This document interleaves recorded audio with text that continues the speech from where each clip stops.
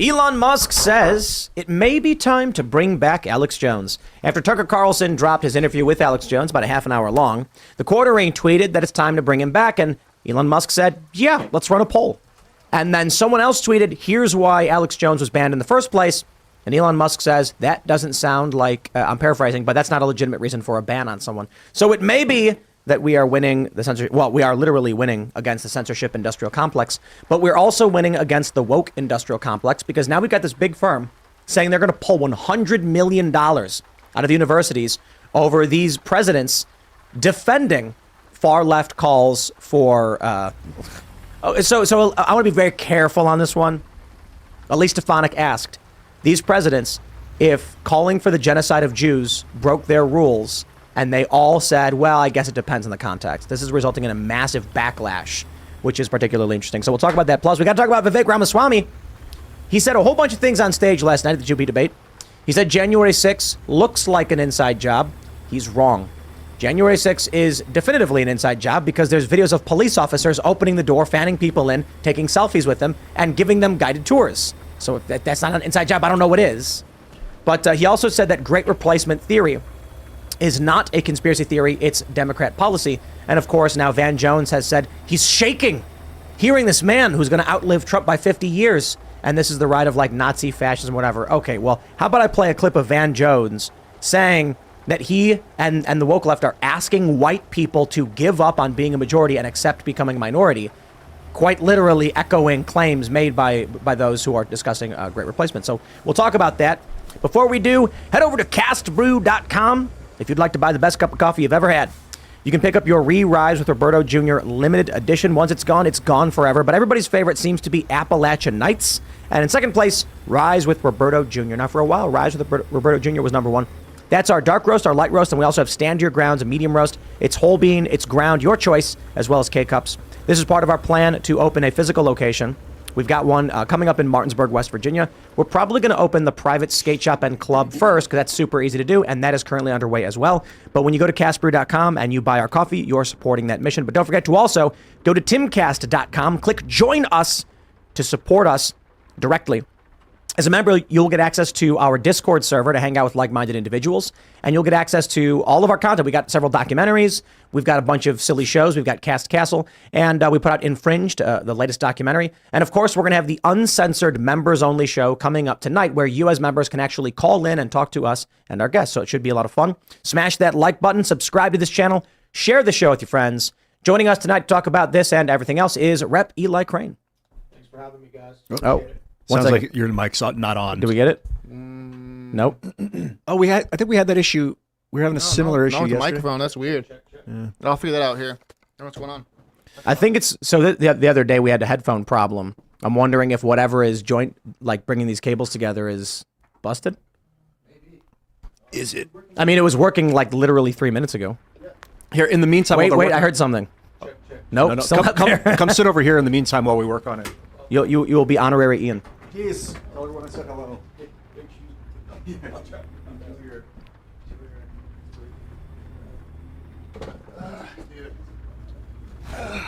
Do we know what happened? Not yet. Trying to figure it out. All right. Well, there you go. Who are you? What do you do? Eli Crane, man. I'm currently a congressman from Arizona, former small business owner, Navy veteran as well. So, dad, husband, all of that. Right on. We've got some interesting stuff coming out of Congress. I guess Jamal Bowman got censured. Yep. Yeah, we'll talk about that. And this is kind of funny. Kevin McCarthy resigned. He's gone. I mean, was that a big deal for you guys? No one seemed to care. He just kind of disappeared.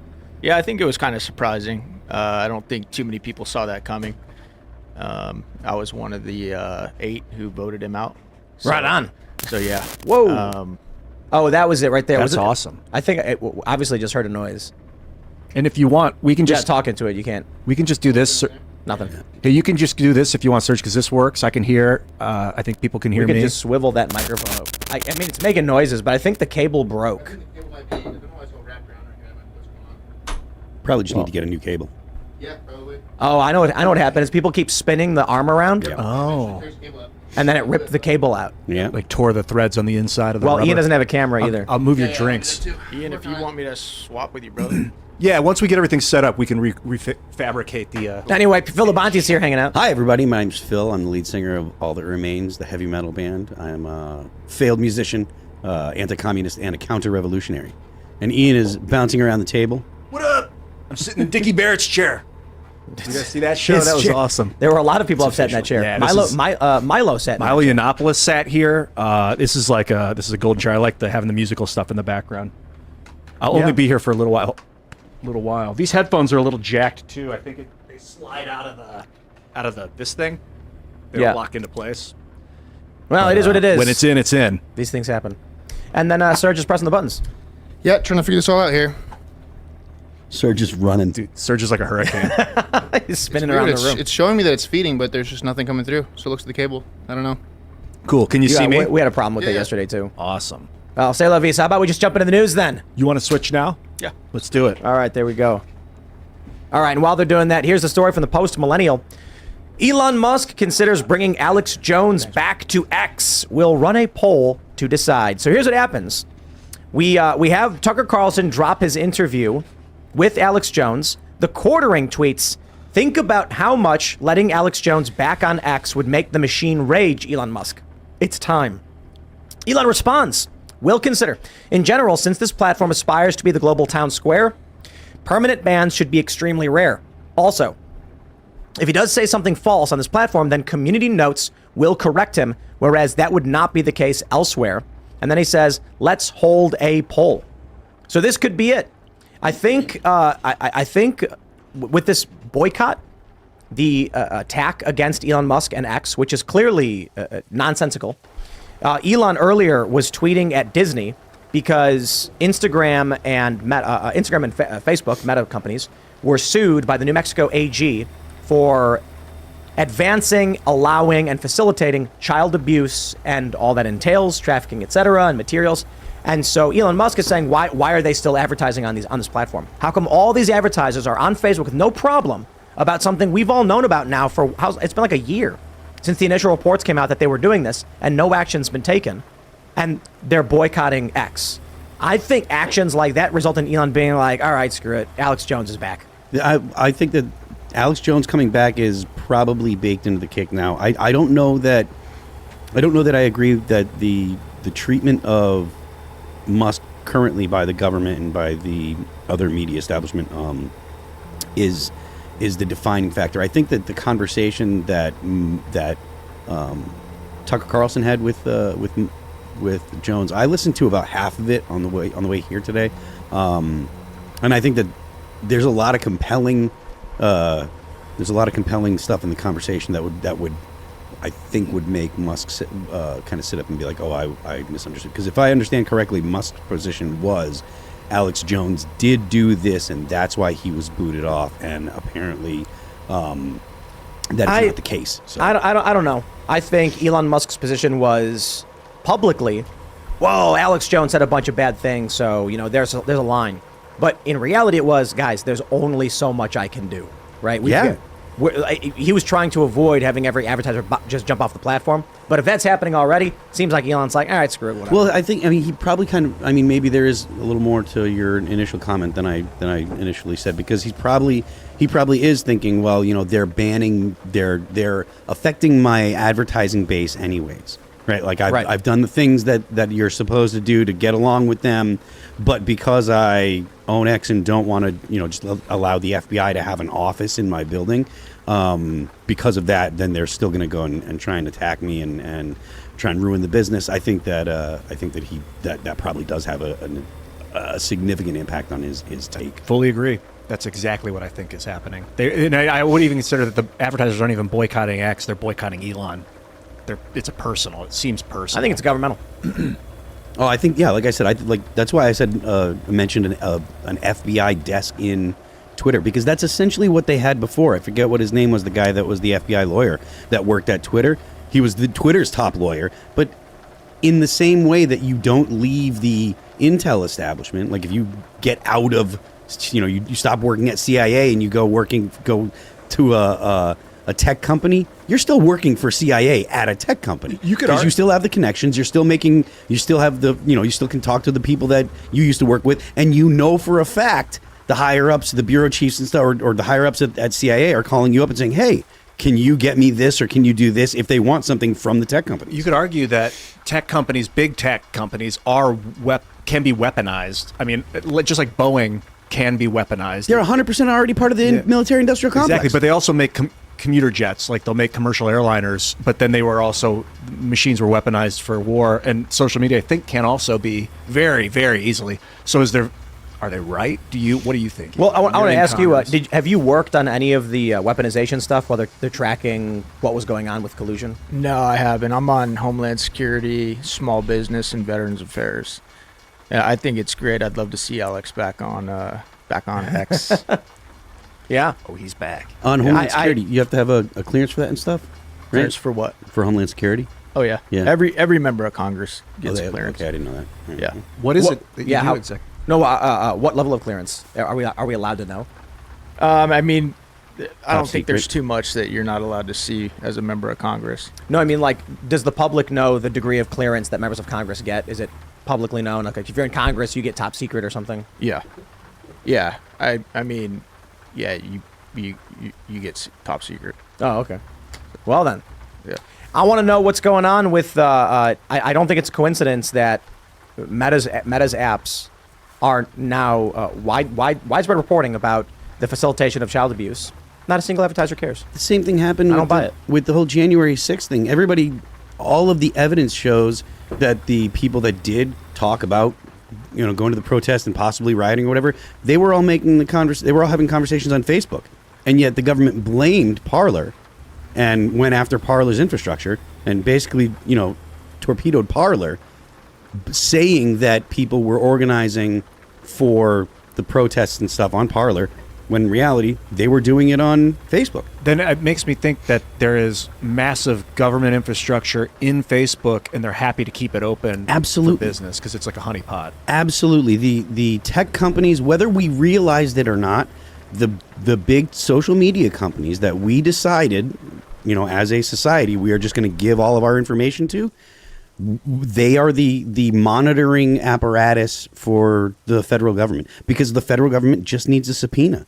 Like they don't have to, it doesn't have to be this big brother nefarious where they're putting speakers and stuff or putting microphones in your car and stuff, because they're already there. In fact, we bought all the speakers and stuff to put into our own homes. So they don't have to do anything except go to a court and say, we need to subpoena these records. We need to subpoena the communications for this person for these dates. All they have to do is know where to look. The government will go to the court. The court I would be willing to bet anything. There is not a court in America that would turn the federal government down if they say we need to subpoena this information from Google. I wonder if there was an option for us to scramble all data on all social networks so that no one has access to it. If that would actually be good for the American military industrial complex defense organization. Like if they'd be like, yeah, it's better that no one has it. Because right now, yeah, the FBI might have access to it, but so do this Chinese CCP. They can hack it and take it too. And I wonder what they would do if they could do that. Because I'm thinking about quantum encryption and post encryption and stuff like that. I want to say that there was already some kind of legislation about encryption, that the government doesn't want the population or the private sector to have encryption technology. They want to consider it a weapon and say that companies can't have encryption. That was one of the I heard. I don't have any detail about it. This is just something that I heard in passing, and I haven't done any kind of studying up on it. But it doesn't surprise me, because the government hates the idea of not being able to access information. I just did a conversation with Kevin Kane, who does quantum encryption or post quantum encryption, I think is what it's called. And they're trying to get ahead of the game, because once they figure out how to crack encryption with quantum computers, then they need to put some kind of new encryption in place. And it's like, is it even ethical to talk about this out loud? Because even if we're just spitballing ideas, like, they're listening, and I mean, they, like the CC, whoever the boogeyman is that day. I'm confident the government has people working for them that are way smarter than me, that have thought of things that I'm not going to think of. Yeah, a lot of seconds. I'm not worried about I'm not worried about giving the government ideas. A lot of the federal government is getting ahead of the curve, but it's kind of that thing, like, until you know how it can be broken, you don't know what to make to fix it, to prevent it from being broken. So you got to break it before you can improve it. and then that could be like bank records get released, everybody's phone calls, texts, all that. Hey, it's Ryan Reynolds. As owner of Mint Mobile, my goal is to spend as little as possible on things like commercials, so we can pass more savings to customers. And when I saw what they're charging for holiday-themed stock videos these days, well... That's Signal, all your encryption stuff is like, a quantum computer can take vector attacks. Like rather than try and do like ABCD, ABCE, ABC. You don't even need to have quantum computer because, like I said, you just got the courts. The courts just say give it to them, and then. And what if you don't give it to them? No. What I'm saying is like Google. The court will go to Google and say, Google, give it to them. But give it the information. Right. If there's backdoor access through these big companies. I don't think that there needs to be backdoor access. I think that they just the federal government can just go to the court, say we need this information. And you're saying the corporations will hand it over? Yeah. Right. Yeah. Verizon, all these big companies. I think there's been reports that they just do. The only company that I'm aware of that gave the government the middle finger was Apple when they wanted to get into that guy's iPhone because he committed a terrorist attack and they wanted to open and then it. I think the Fed said, you know what, never mind, we don't need it, we got it anyway. That might have been how it was resolved. I don't remember, but I do remember that Apple was like, no, we're not, because they wanted to build a back door or something like that. And they're like, look, if we show you a back door or build a back door into this, that it's for all of them then. Yeah, and actually, in terms of what Apple's trying to build, the best marketing for the fact that they have it is that they publicly say no to the FBI. Mm-hmm. And then they're like, nah, we're not giving it to you because we built a thing, and that's good for everyone else, too, so buy our products. I'm thinking, if I keep thinking decentralized social media so that the companies don't have access to your messages, they're all encrypted peer-to-peer. But now I'm like, well, if those truly are weapons of war, social media machines and things like that, social media algorithms, we can't or could we decentralize Boeing? That wouldn't make a lot of sense. Because then it becomes a security risk. How do you build a plane when the parts aren't in the same building? You'd have to get them to ship them to their location. And if one of those factories goes down and can't get the bolts over to the main factory to put the aircraft together, the entire thing shuts down. So it's almost like a risk not to have it centralized. That's how stuff goes as it is. Especially like we talked about this the other night at the military.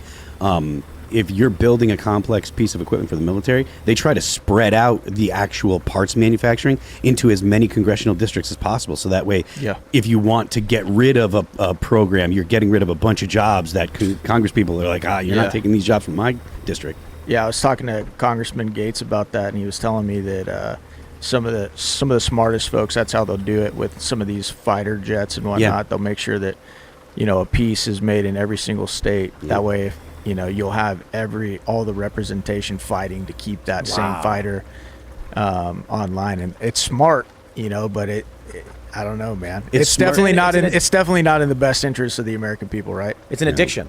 Yeah, it's a programmed addiction by these government actors making these deals, whoever it may be, legislators or otherwise, where they're trying to make sure we can never shut down a government program. Yeah. This is the biggest problem we have with government, is the inability for it to fail. So when bad things happen, when corrupt things happen, and when failure happens, the machine keeps going, sucking in more and more money, becoming more and more corrupt, and then eventually imploding. That's exactly the argument that libertarians make about private sector versus public sector. Anything in the government, there's no way for it to be punished by failing other than people voting people out. And to be honest with you, the failure has to be on such a catastrophic level to get people to say this guy needs to go. It has to be really bad for a lot of people. Whereas in the private sector, if you're not making money 2 quarters in a row, the higher ups are looking to replace everybody. If you go from being in the black, to in the red, they're like, yo, why? Look at what's going on with at Disney. There are people talking about, they're writing letters to their investors saying, yo, we know that things have been messed up. Stick with us. We're going to make changes and stuff. You've covered those. I want to jump to this story because we've got someone who actually can provide some good answers here and help us understand. We got this from the New York Times. House censures Jamal Bowman for false fire alarm. Lawmakers voted to formally rebuke Mr. Bowman for setting off a false fire alarm in the House office building, the latest partisan use of a once rare congressional action formerly reserved for grave offenses. Rep. Crane, what is censure? What does that mean? Yeah, it's just basically like a slap on the wrist. I mean, it's really not anything substantive. I mean, he's gonna have commercials run up, by his opponents that he was censured, but it really doesn't do much. And it doesn't do anything. Not really. No, it's official. It's the official way for Congress to disapprove of you. Yeah, he had to go down to. It happened today. I was there on the House floor, and he basically had to go down to the well, which is like right in front of where the Speaker's chair is, and they read his censure, and he had to stand there publicly, and all the Democrats like crowded around him. Didn't they all vote in support of him or something? Yeah, the Democrats voted in support of him, but he did pull. Obviously, he pulled the fire alarm. Pulled the fire alarm, and I remember the day it happened, and I thought it was a joke when people were telling me that he pulled the fire alarm, and it was kind of ironic and funny that he was a principal, and he was acting like he thought it was like going to let him out of the door or something. He should be in jail, like, okay. and I think he should be expelled from Congress. I think censure is too light. Let me ask you, why was Santos expelled? For being too awesome. but seriously though, like what was the actual offense he committed in Congress that warranted expulsion? Yeah, I know he had a bunch of indictments. I didn't vote to expel him. I voted to keep him. But I know that the New York delegation was really pushing hard for him to go. And this was just my theory, is just my thought. I think I think that a lot of the New York constituents and donors that got burnt by Santos were putting a lot of pressure on those guys to get rid of George. Now, if you ever met George in person, like the guys, he's hilarious. I'm not going to sit here and defend George's like persona. I will. What he did. What did he do? I don't know. Well, they said he used a bunch of campaign funds to buy. He broke a lot of campaign finance laws. Like he used campaign funds to like get Botox and get like just a bunch of consumer goods and services that you're not allowed to do, stuff like that. Using people's credit cards that were donors to like buy stuff like that. So he had a bunch of indictments. Yeah. But yeah, I mean, that's serious. But my concern with it is, though, if that becomes the standard, right? You're indicted, and then we can kick you out. We can kick you out of Congress because of a report the ethics committee did. In my opinion, that opens up, a pretty big door, especially when we're watching, former President Trump. They're trying to do the same thing to him. They're trying to destroy him with lawfare and indictments. And so I don't like the precedent. It's why many of us tried to save George, and we saved him more. We saved him in the past, but because he's not convicted of anything. No. Could he be? That's wild. Oh yeah, he can be. And some of my colleagues, I've talked to some of my colleagues who are lawyers and prosecutors who do believe he will be, but I don't know, man. That's not my area. I don't know what else that means. I mean, Trump will be convicted. I don't see a scenario in which Trump is acquitted by these liberal juries. I don't either. But I would think you would wait until conviction before you expel Congress. Which is why I think many of us were trying to save him, But we know Jamal Bowman intentionally pulled the fire alarm. We know he lied about it. He's on camera pulling the warning signs off the door, or he flicks one onto the floor and then pulls the alarm and runs away. He didn't try to open the door. He lied. And I'm surprised that you can have a member of Congress commit a crime on camera, caught doing it, to subvert the political process, and this is it? Yeah. A slap on the wrist? Yeah, if it was like at 4 a.m. and he was pranking people, that would be different than if he was doing it during Still a crime. Yeah, but now he was doing it during a congressional proceeding to try and delay the proceeding. Like, that's insidious. I don't know his intent. I assume it's to delay the proceeding, but did it delay a proceeding? I don't know that it delayed the proceeding, and I heard that's what his intent was. I don't know exactly what his intent was, but yeah, that's what he did. He said it was because he was late and he needed to get out the door or something. Yeah. And so he took the sign off the door that said emergency exit. Well, it's funny because a couple of my colleagues, Andy Biggs is in that same building, Congressman Biggs, and he went to that exit along with some other guys, saw that they had already cordoned it off, and so they just went around to a different exit. So it doesn't make a lot of sense that he did what he did, but honestly, I don't know why that surprises you, Tim. I mean, it's Congress, man. How many Menendez has gold bars. I mean, that's the thing. It's like, yeah, that's crazy. The place is ripe with that type of stuff. I was hanging out at the local poker room last week, and someone asked, some guy said, "I'll make a bet with all." Older guy, just out of the blue, goes, "I'll make a $20 bet with all of you that He goes, right now, the approval rating of Congress is 17%, but all the 80% of Congress will be reelected in 2024. Yeah. And I explained to him, I was like, well, yeah, it's because we like our rep, we hate all yours. Yeah. So Congress is going to have a low approval rating. Yeah. But it is funny considering nobody likes Congress. Yeah. It's just approval rating in the gutter. Everybody views it as corrupt. I don't like it either. How many? I think I was talking to Matt Gaetz, and he said there's like what number did he give? 10 or 12 good members of Congress or something like that. Yeah, it's something like that, man. It's pretty Maybe small. it's more. It's pretty small. Like, how do you be considered good in Congress? Because like obstructing kind of is your job, but if you obstruct too much, Yep. then are you considered a bad guy? Yeah. Thomas Massey kind of gets that from time Yeah, to I'm time. I definitely fall under that. I would say that label, if you will. But you're right, it is tough because you don't want to obstruct to the point where you can't get anything done. But at the same time, pick a topic, whether you're talking about the border, whether you're talking about the national debt, 33 trillion plus in debt, $2 trillion annual deficit, and what we do under Republican control in this Congress. We made a deal with Joe Biden, an additional $4 trillion to the national debt. And so it's like, it doesn't really matter what topic you pick. I think that we're failing.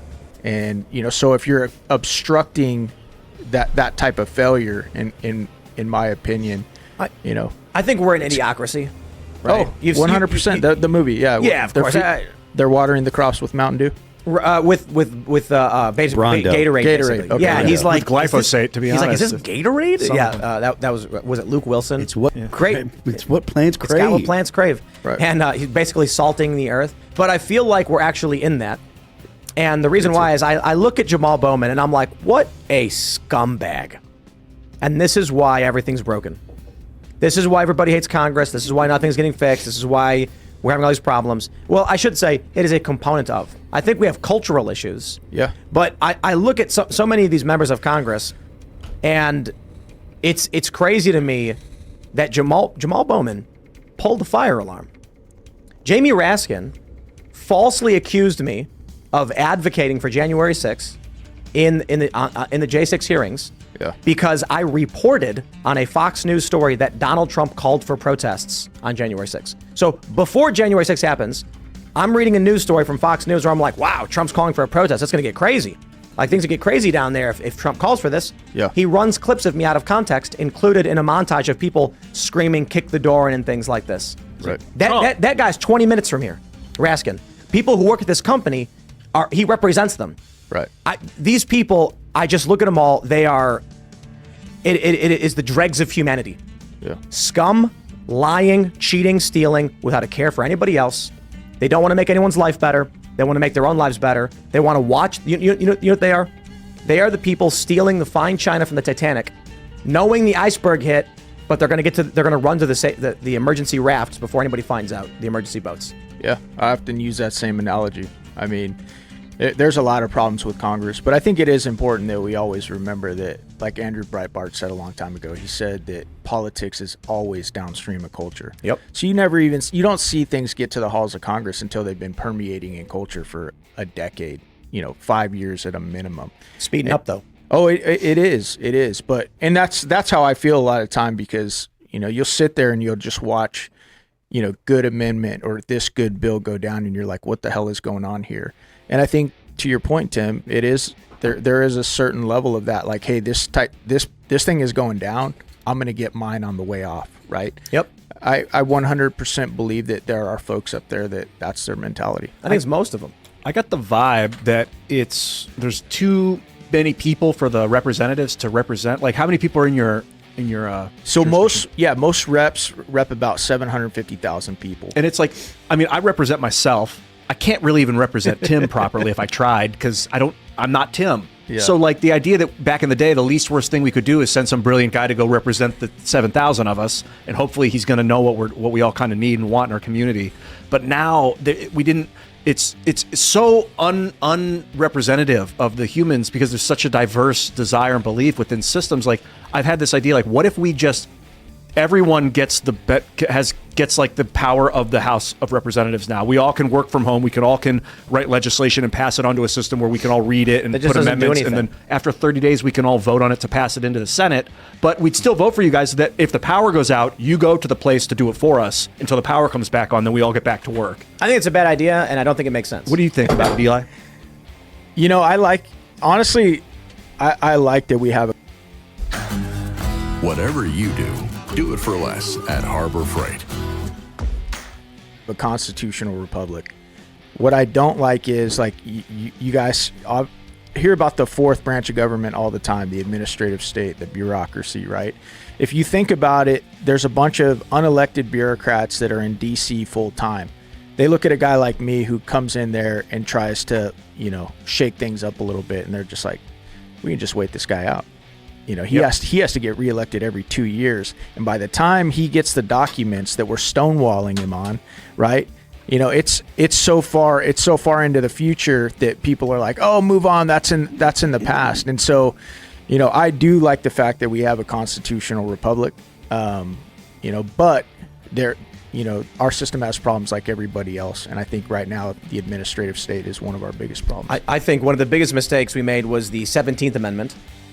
So I think we should repeal that. That is the senators by popular vote. I think that senators should have always been chosen by the state legislatures to represent the state to the federal government. Yep. So the Kathy Hochul, when Santos was actually on the day he was removed or whatever, they voted for it. Kathy Hochul said that she was going to replace what's his name, and she obviously doesn't have the power to do it. Nope. And it's part of the reason why she assumed that she did is because she doesn't have a fundamental, deep understanding of our governmental structure. She is the executive of the state of New York. That's why, and what the error that she made is she was thinking that she should be sending selecting to represent the people for Congress. But she would select the senator because the senator is supposed to represent the state.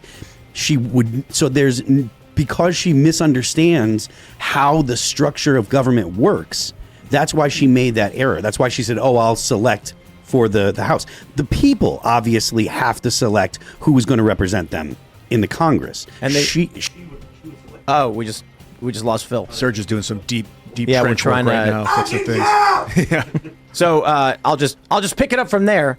The general idea with the 17th Amendment was that there was corruption, that state legislatures were just picking their buddies, and we can't have that, and that's a mistake. Because now nobody cares and knows who their state senators are and who their state reps are, and that's substantially more important for everything. Because if this country was unified culturally to a certain degree, where everybody was paying attention to their state reps and legislatures, you could get a convention of states. You could actually have the states just be like, we're changing things. We're done with Congress. We're done with the Senate. You're not getting anything done. And then there's other ways to do it too, amending the Constitution through Congress and through the Senate. But we don't have any of that right now. And I think you need it. So I look at this idea that you're talking about, Ian, and that's a huge mistake. And it's for exactly what you were saying. It could take you years to get the documents you need. Yeah. And you're fighting re-election every 2 years.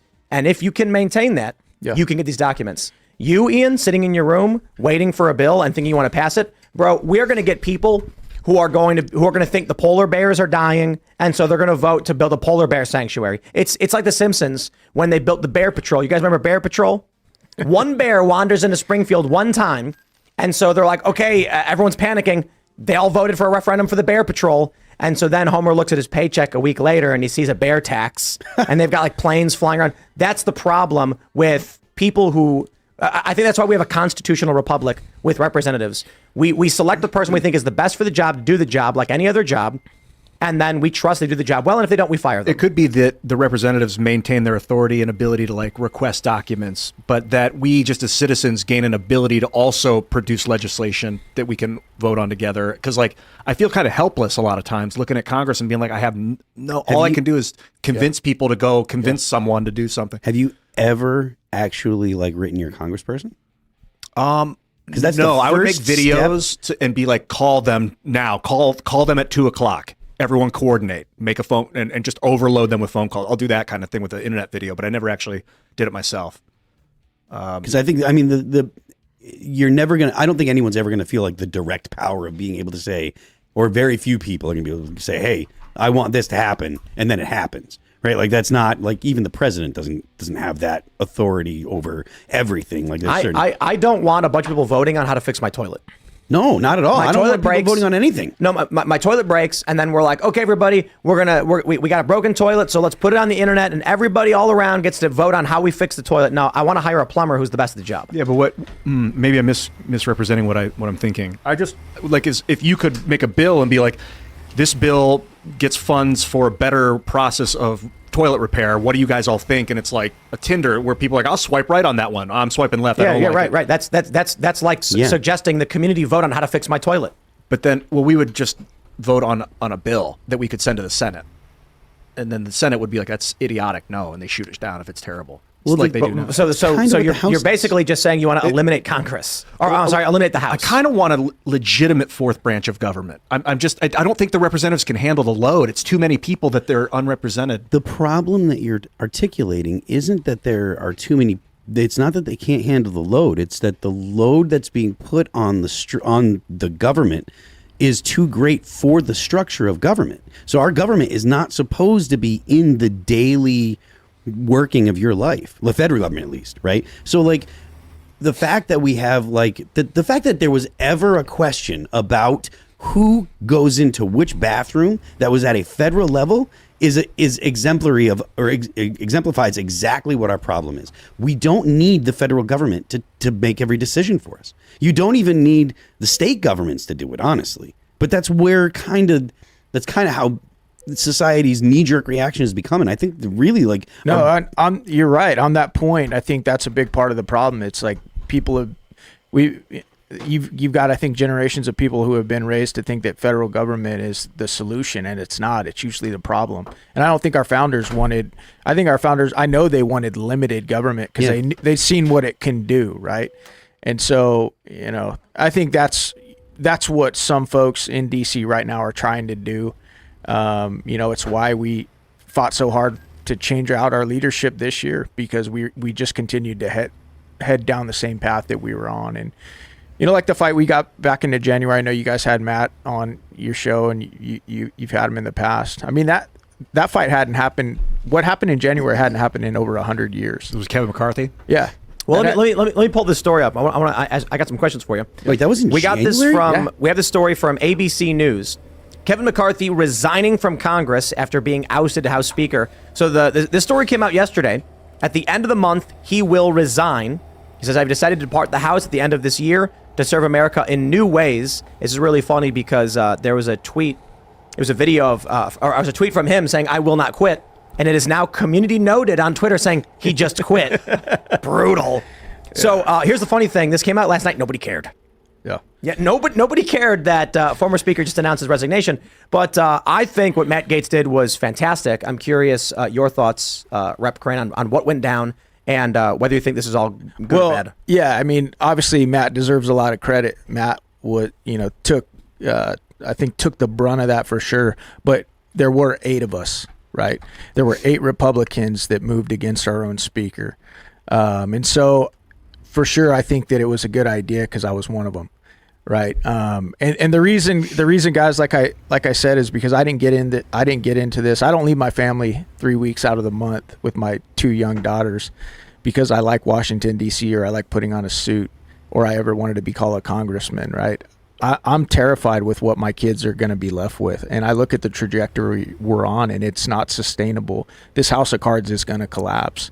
And most people up there don't take it seriously. It's weird, man. It's dystopian. There's 2 trains of thought on that. I think everybody agrees the House of Cards is going to collapse. Yeah. And then you've got some Republicans who are like, guys, let's try and fix this. Yep. And then you've got, I'd say, most Republicans and Democrats being like, how much can we loot from the coffers before the cards come crashing down? Yeah, we call it the uniparty up there. Right. Anytime something serious needs to get moved, the uniparty moves in lockstep, and it is Republicans and Democrats. Republicans get pissed at me all the time I'll get calls from donors, or why is Eli, why are you attacking Republicans? You need to be fighting against Democrats. That's just one layer to the fight. It is an important layer to the fight, but it goes a lot deeper than that. And if we don't acknowledge our own problems within our own party, this thing's never gonna get fixed. And it's like, I'm just glad that there are people up there who I've seen, even in this last Congress, the 118th Congress, who repeatedly are willing to throw caution to the wind, put their political career on the chopping block, and be like, hey, let's go. Let's do something that's never been done, and let's buck the system. And so, I don't know where that leads, Tim. I'm not a super optimistic guy. My faith isn't in the federal government for good reason. But, I do think it's important. I mean, Matt was talking about this $1 billion IOU machine that Kevin McCarthy builds up, where he goes, all these donors basically hey, we're going to give money to your PAC. We're going to help you get reelected. You're going to control basically the Republican Party in the House. And then when he gets ousted, all those IOUs become toilet paper. So, this machine of favors in D.C. gets shattered. I got to imagine Kevin McCarthy was sweating bullets the whole time, because he's not going to be able to pay back any of these favors. He's an indentured servant for the rest of his life. Yeah, I honestly don't know. And here's the thing. Like, if you met Kevin and you hung out with him and you didn't know he was the Speaker of the House, you'd probably be like, this guy's pretty cool. Like, I'd have a beer with him, And but that being said, when you look at what was going on, and when you look at how he was leading the party, there was no desire to change course at all. I've heard from too many people that he backstabbed their campaigns. That there were populists, America First. There were Trump supporting, for sure. And reps. and anybody in that, not, I shouldn't say anybody, but most people in that spot would use their power and influence to back candidates that are going to fall in line and do what you're told. And it's like, that's one of the biggest knock. I'm a military guy. That's one of the biggest knocks on military guys. I remember when I started going up to DC, Tim, some of the older Republicans looked at me and they're like, Eli, you military guys, get up here and you don't really fight too hard. You kind of just fall in line and do what you're told. And I said, I know. But that's when you look at your chain of command as the people back home, the 750,000 people that sent you there, it's different than seeing the Republican Party or the Democrat Party as your new chain of command. Right. And that's the problem with too many politicians. They see their party as their chain of command, and they just fall in lockstep and they do what they're told. How's life with Mike Johnson, the new speaker? How's it been? I mean, honestly, it's really not that much different in that we're still pretty much on the same trajectory, maybe a couple degrees off. And I think that most of us that were involved in ousting Kevin with the motion to vacate believe that that's how it was going to be, just because whoever's speaker is really a representative of the party, and the party is not conservative. It's just not. That being said, he has done a couple good things. And so, like, when he released some of the January 6 tapes, I think that was a good thing. I think, he's serious about moving forward with, this Biden, impeachment. That's a good thing. But he's shown with, the CR, the continuing resolution that funds the government at the same levels, and even right now with the NDAA and FISA, that, we're probably going to continue to go on the same path with some of those things. Is it because if he just was like, I'm going to make a bill of getting rid of the CR, that everyone in the party would be like, then no one's going to vote for it, dude? So like, he has to... what they do, is they scare anybody that gets into leadership, right? Like, the intelligence community right now is telling Mike Johnson, hey, if you let FISA lapse, or you reform it, and FISA goes down for even a little while, and you have right now, who's out there saying that we have more terrorist threats than we ever have before? Christopher Wray, right? So Mike's making these decisions. The intelligence community is scaring the snot out of him, saying, hey, man, if you let FISA lapse, and there's a terrorist attack, the blood's on your hands. And that's what they do constantly up there. It's constantly like, if you try and change things, whether it's with spending or a government shutdown, or making adjustments or reforming FISA, they have a way to scare you back into line. But I not only think- are they going I- to blame I- you, but they're not only are they going to blame you, but they're going to go ahead and they're going to accuse you of trying to make it so that these things can happen. No, I think it's worse than that. You're probably right. I think it's worse than that. When was it Chuck Schumer said that the intelligence agencies have 6 ways from Sunday from coming after you, Donald Trump? Yep. And then they accused Trump of being a Soviet spy. Like, no, Soviet, literally from the 80s. Yeah. The guy, Jonathan Chait goes on MSNBC and says Trump may have been an asset of the Russians since the 80s. They do multiple impeachments. They do criminal charges. Everything you see them throwing at Trump. I don't think they go to Mike Johnson and they say, look, we got security issues. Don't let us down. I think they sit down at the desk and they say, how's it going? How's the family? I got something for you. And they plot a. We've been dog people for over 25 years. For a while, it was just Tito and his dog. He built a distillery, perfected a vodka, while Dog Joe kept him company. Team Tito's has worked with nonprofits in Austin and beyond to amplify the impact of animal-focused organizations. And together, we celebrate the bond. Picture of JFK and they slide it across the table and say, how you doing? Yeah, can you imagine that? Like, literally, all they have to do is slide a picture of JFK. If someone from CIA shows up at your house and they slide a picture of JFK across the table at you and say, how you doing? Like, everyone's sweating. Everyone starts sweating. Yeah. They slide a picture of JFK. That's it. They don't got to say anything. Yeah. It's the implication. Yeah. Right. And I'm not saying the implication is true. I'm just saying, it says a lot. So the intelligence, when you say the intelligence, how'd you phrase it? The intelligence network or the community? Is that who's running our government?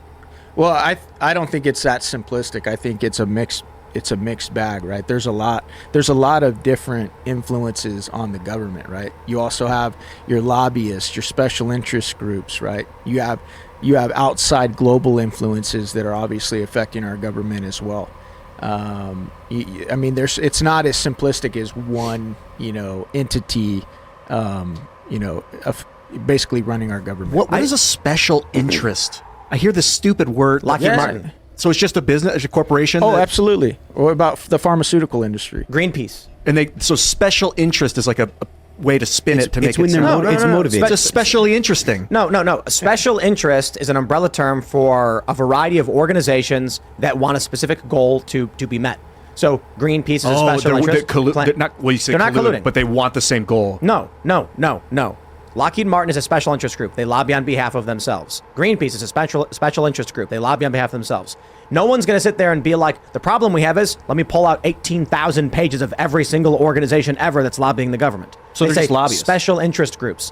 Powerful organizations from the private and public sector and nonprofits that are lobbying government to make things happen. Some are more powerful than others. And then if they say it's a lobbyist, that could be just a guy. But if it's a special interest group, it's a lobbyist. The lobbyist would be the organization. individual that's actually trying to get the politician to do whatever it is that the special interest group wants. Yep. The group is the special interest. The lobbyist is the individual. Yeah, and to be fair, I mean, there are good lobbyists, right, that are lobbying for good things.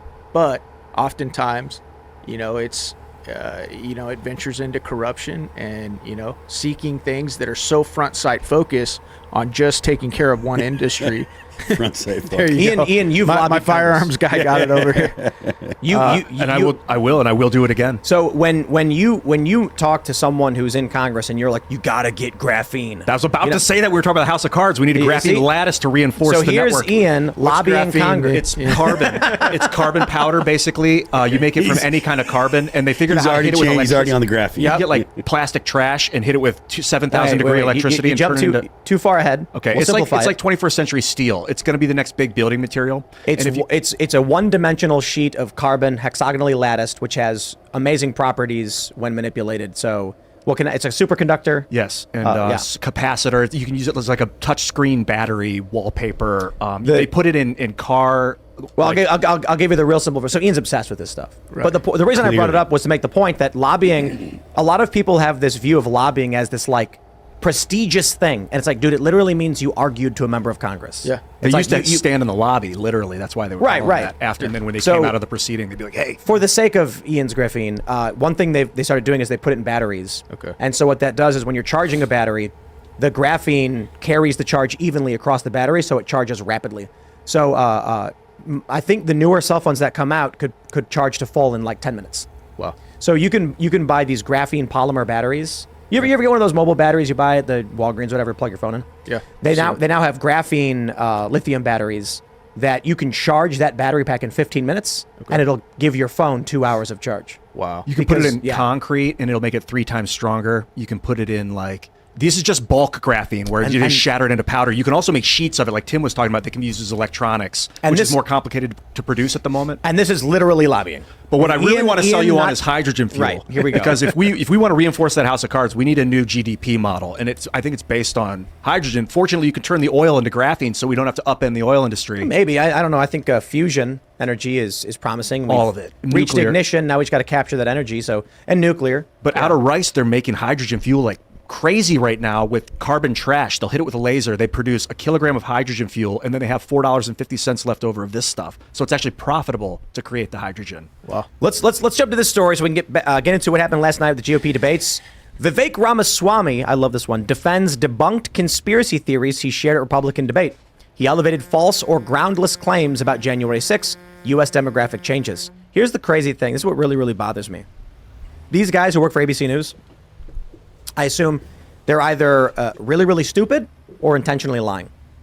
January 6th, definitively, without question, provably, and adjudicated as such, is an inside job. Next question. And I'll clarify now because I know I tried to hammer that one really, really hard. Several individuals had already have been acquitted because the judge outright said police welcomed them in. There's video of police opening the doors and letting people in. The response we've gotten is, oh, well, you got to understand why they did it. Okay, explain to me why the Q shaman was given a guided tour. They walk to a door, try to open it, it doesn't open. Then they bring the guy to the Senate chambers. The argument is they were overwhelmed. They had no choice. They just gave in. Like the cop who took a selfie. There's more than one cop who took selfies with people. Opened these doors. There are doors that are mag sealed. You know this better than I do. Yeah. That they're mag locked. You can't just open them. Right. Someone has to deactivate the electric current to open the door. Somebody did this. Alexandria Ocasio-Cortez was actually one of the first. I mean, probably not one of the first, but of Democrats. She actually said, and this is like a year and a half ago, there were police officers who are fanning people in, moving barricades, opening doors, and she wants answers. I'm like, I completely agree. Those are facts. So I'll say it this way: the media is claiming Ramaswamy's statements were debunked. Vivek said it now looks like it may have been an inside job. Here's the game they're playing. They're conflating inside job with Joe Biden was involved or Nancy Pelosi was involved. Here's how I'll put it for you. 1,000 people work at a bank. One day the bank gets robbed. 2 guys who worked there opened the doors for the robbers who then made off. That's called an inside job. The degree to which the guys were involved, who knows? They may have gotten a phone call and they said, hey, look, we're going to slip you a $100 bill. Just open the door for us. And they're like, sure, I guess. I don't even know what's going on. Still an inside job. Inside job refers to someone on the inside facilitated what happened. So while you have people fighting with cops on one side, you have cops opening other doors and letting people in. He also talked about great replacement. And this is what really got people all riled up, is that he basically said it was policy for Democrats. So instead of getting ahead of myself, we'll stick it to the January 6th first, and then we'll get into the other portion. Vivek said, "Why am I the only person on the stage, at least, who can say that January 6th now does look like it was an inside job?"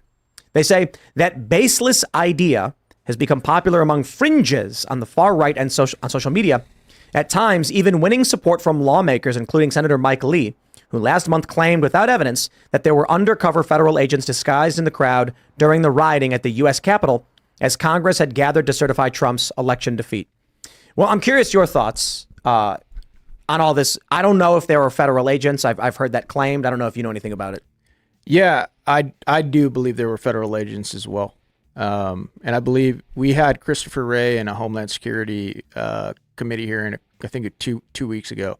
And when asked that question, he basically gave the tagline, I'm not going to comment on any, any operation, any ongoing investigation type deal. I actually asked, one of the questions I asked him was, hey, why hasn't the pipe bomber been caught? Right. I found that fascinating the way I posed the question to him was, so how many people did you guys arrest at January 6th? And it was, I don't know, hundreds and hundreds of people, right? The one guy that could have, basically created multiple mass casualty events with his pipe bombs, meaning killed or injured, dozens and dozens of people. Just the FBI can't find that guy.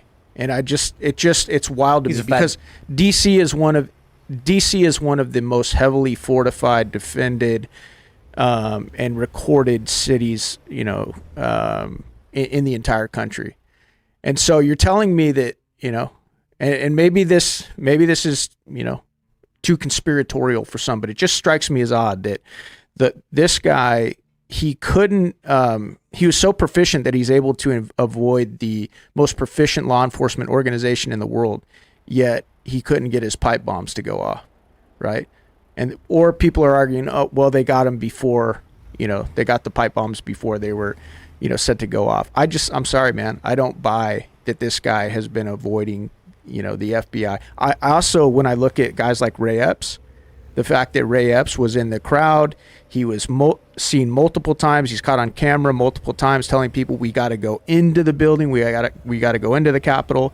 And years into this, he's not arrested, even though, guys on like Revolver News, the guys at Revolver are continually reporting on this stuff. It just stinks to high heaven. And then you got that right on the back end of the, Michigan deal with Gretchen Whitmer. I think the FBI has, needs to be reeled in, and it's why many of us tried to deny them the ability to get their new FBI headquarters probably about a month and a half ago. And once again, the Uniparty moved in lockstep to give them their new, I think it was like $300 million building. In D.C.? No, it's not going to be in D.C. I can't remember where. It is. It's amazing to me that they are able to track down a garage pull rope. Remember that one? Yeah. The who was that guy? That Bubba Wallace? Or, Bubba? Yeah. Yeah, it was a garage pull rope. I can't remember his name. It was a dozen agents. Yeah. So last year we were swatted. We had we had. I don't like using the phrase swatted because people don't understand what that means. Let's just say swatting-like events 15 times. And I'll clarify. A couple of them were fake bombings. And so this ranges from, I think it was like 4 or 5. 2 of them were physical devices. I shouldn't say devices. Were physical objects that were sent here. And I've only somewhat disclosed this before. And so they sent a robot out. They got this, they have this device. It's like, I don't know if it's an X-ray or whatever, but they try and blast the box to see what's inside of it. And whoever did this knew the capabilities of law enforcement and obstructed the view of the device that seeks to look inside the box externally. Right. They put a panel behind it, like a reflective panel, and they blast it with like X-rays or something. Yep. And they said, we can't get in, so we're bringing the robots in. We also we were forced to evacuate the building for 3 hours, and the stream went live to like 50,000 people for 3 hours with nothing in the room. They never caught these guys. We've had police sent here on numerous fake calls. Some were actual humans, a human voice. Some were robotic, and they never catch these guys. But pull rope, and even after we submitted a bunch of evidence and told them, like, guys, like, this information may, like, we've got evidence, they just said we don't care at all. Well, if you were a concerned parent at a school board meeting, Tim, I bet your issue would be, your issue would be resolved, man. You mean if you were a liberal parent concerned about conservatives complaining? Yeah. Your issue would be resolved. Yep. This pipe bomb thing at the Capitol is always kind of fascinating to me in that it hasn't been talked about that much. Like, I heard about it. Was there did they produce the pipe bombs? Was there evidence did they show them and be like, these are what we found? And then like show evidence that they were legitimately found? Was there any evidence of them like recording, finding them, or any of that? Yeah, there's video footage of them, I think retrieving the pipe bombs.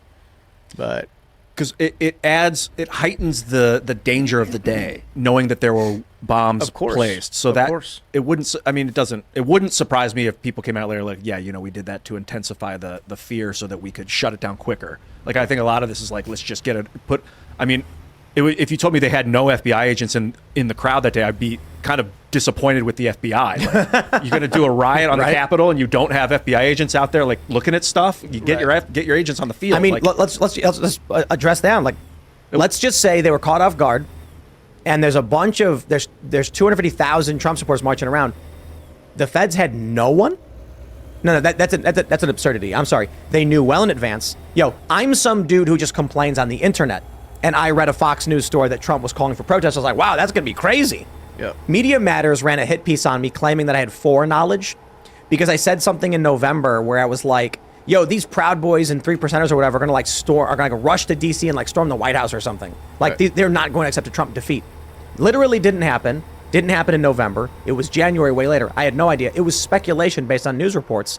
If I can speculate that, you mean the FBI didn't actually have any plan for security or undercover agents to be there? That's the one. Yes, I'm thinking about Ray Epps because when that was the one thing when I first was like a lightning bolt. Like what the when he was screaming for people to go in the building. Yeah. And then he didn't get arrested. I was like, what in the hell? Like at least arrest him and do like a dog and pony show to make it look like he was one of the bad guys. Can I just point this out? Isn't it crazy that this is a story from the New York? We could use fancy words like succulent, ambrosial, or Epicurean to describe our Atlantic salmon. But the only 3 words we care about are fresh, never frozen. Fresh fillets without fancy prices. It's an Aldi thing. Post. Isn't it crazy that it was March of 2023, more than 2 years later, we got the footage showing Capitol cops escorting the QAnon shaman to the Senate floor. How was that not disclosed immediately? Especially considering they locked this guy up, or at the time they were about to lock him up. You see this video where they're actually walking him to the doors and opening the doors for him. Yep. I'm sorry, that's an inside job. Yeah, and it's like maybe they didn't want a prolonged siege of the building. They didn't want all the windows to get broken out. So they're like, just get it over with, get in here. But that they're arresting him for trespassing is like, dude, there's a video on. where a cop walks in. He's like, can you guys please leave? And I think it's the shaman. He's like, we'll take care of it. We'll be nice. Yo, they let him in the first place. If he was being that nice, they didn't even need to open the door for him. They could have been like, buddy, no, you got to go. And he would have been like, okay. The dude's bumbling around, and they're guiding him to these places. I just did a show with Michael Malice and Jacob Chansley, the guy we're talking about.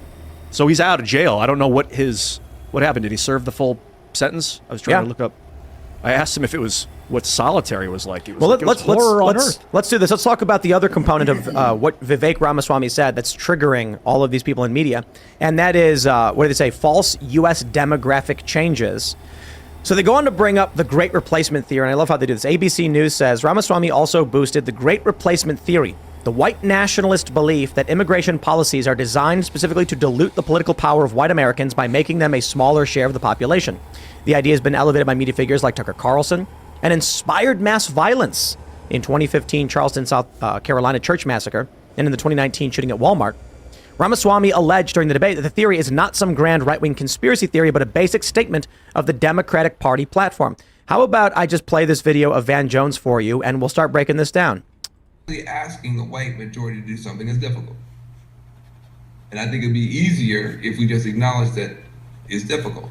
No ethnic majority group in 10,000 years of human history that I can find ever went from being a majority to being a minority and liked it. And that's basically the request from the racial justice left, is that we want the white majority to go from being a majority to being a minority and like it. That's a tough request. And the reality is that change is hard. Change that you want is hard. Change that is good is hard.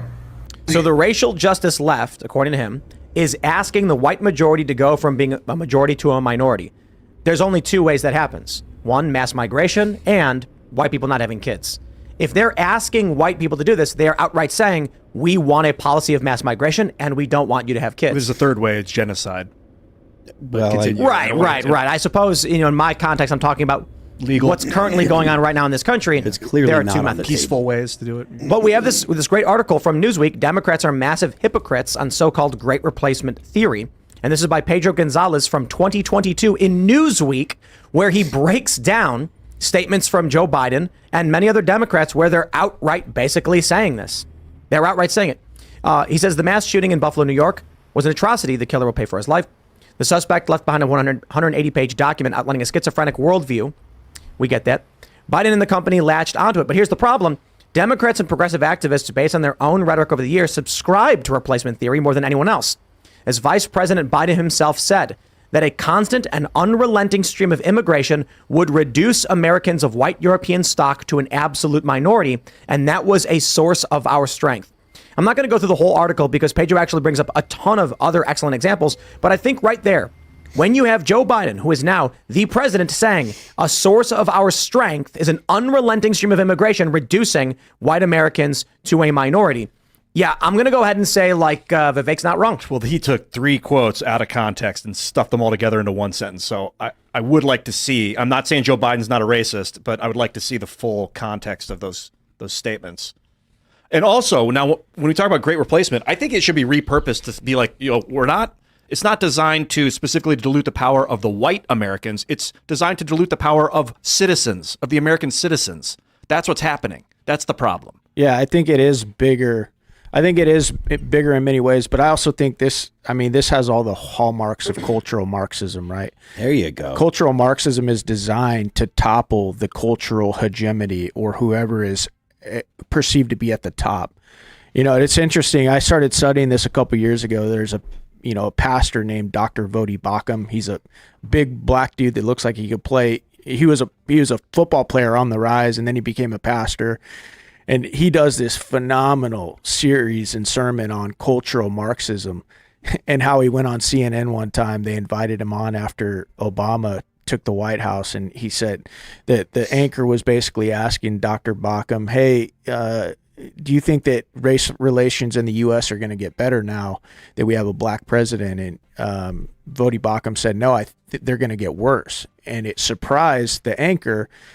And Vodi Bakum went on to say, it's going to get worse because Obama sat under a cultural Marxist pastor named Jeremiah Wright for a very long time. And if he goes back and he kind of gives a history lesson about cultural Marxism and how they tried Marxism to destroy the West, traditional Marxism, where you pit people against each other economically, right? You have the haves and the have-nots. Well, that didn't work here in the West because everybody was too prosperous. So what they do, they just reverse, they just made a slight change to the ingredients. Instead of dividing us all up on, economic classes, we're just going to divide them all up by race. And it's working tremendously. I mean, if you go and you look at how divided we are on race, and it's just, to me, it's just disgusting. But when I listen to Van Jones right there, and what he's saying about, I want white, what I want for white people, and to go from being, on top of things, or what do you say, Tim? From being the majority to being the minority and to like it. That has, to me, all the hallmarks of cultural Marxism. The statement itself is not just an explanation of what they're doing, but an attempt at incitement to trigger reactions, which they can then use to gain more power and take advantage of this. You have Van Jones outright saying I don't know if he's saying but he does say the racial justice left is asking white people to become a minority, which Ian does bring up there as a third way. But in American politics, there's mass migration and birth control, advocacy against having kids and things like this. That's actively happening. And so Van Jones saying that then gets people on the right, people like Vivek Ramaswamy, to be like, hey, this is something Democrats have espoused. And then the media immediately comes out and says they're conspiracy theorists and they're racists. They're white nationalists and they're Nazis. Yeah. To Ian's point, though, I think it's even bigger than, the replacement stuff. And I do think that's a part of it. But, he said it's almost like they're trying to destroy it, right? I think they try and destroy this country every way they possibly can, because I don't think they like the country. I think that they want it changed. Yes. I think that they want a top-down totalitarian control. They want it to, be some utopia that has, a little bit of socialism, a little bit of communism in it. And as long as Americans feel free, prosperous, we have a constitution, we have the ability to defend ourselves, we have freedom of speech, all of that stands in their way. And so I think that it's death by 1,000 cuts. And I think that that's why it just feels like we're living in bizarro land. Patrick Bet-David talks a lot about choosing your enemies wisely, which I think is fascinating, because I'm like, I don't have any enemies. I don't want to have any enemies, but I'm like, who's my enemy? thinking about today. CCP? I'm not sure. I don't want my enemies to be you or like Alexandria Ocasio-Cortez, who represents the Democratic Party in a way that, you know, I find admirable in some ways. At least it's youthful.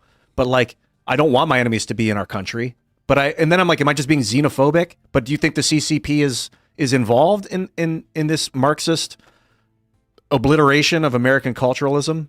What was that? Do you think that the CCP, the Communist Chinese Party, that's as far as I'll go. Do you think that they're like the masterminds of this? No. It doesn't take a person.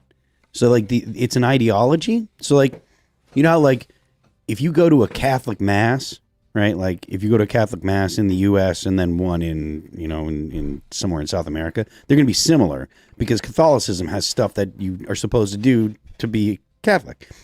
The leftist ideology that he outlines, and he's 100% right in my opinion. The leftist ideology that he outlines, like there is a whole structure that people follow. So it doesn't matter that you don't need a person that's top downing it, right? They believe in an ideology, and so if you believe in the ideology, you follow the tenets of the ideology, and you don't need one particular person to dictate to you because you do the things that Marxists do. You look at the world through a Marxist lens. That just intensifies the value of the culture war. Like if it's an innate emergent phenomenon that's spreading like wildfire on the internet, there needs to be a better wildfire. It's not so much emergent. It is people that believe it that are telling other people. Right now, the conduit has been basically the academy, basically. Schools have been. Yeah, academia. Like, have you guys have, I'm sure, watched the Yuri Bezmenov videos. Right? Oh, yeah. Where he talks about, ideological subversion, right?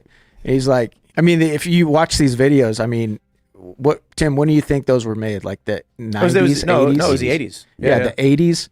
This guy was in the U.S. at this time, KGB defector, saying that, you silly Americans, you think that, the KGB, we spent most of our resources on James Bond espionage because it's sexy and it's in the movies. He's like, no, only about maybe 15% of our budget went to that stuff, right?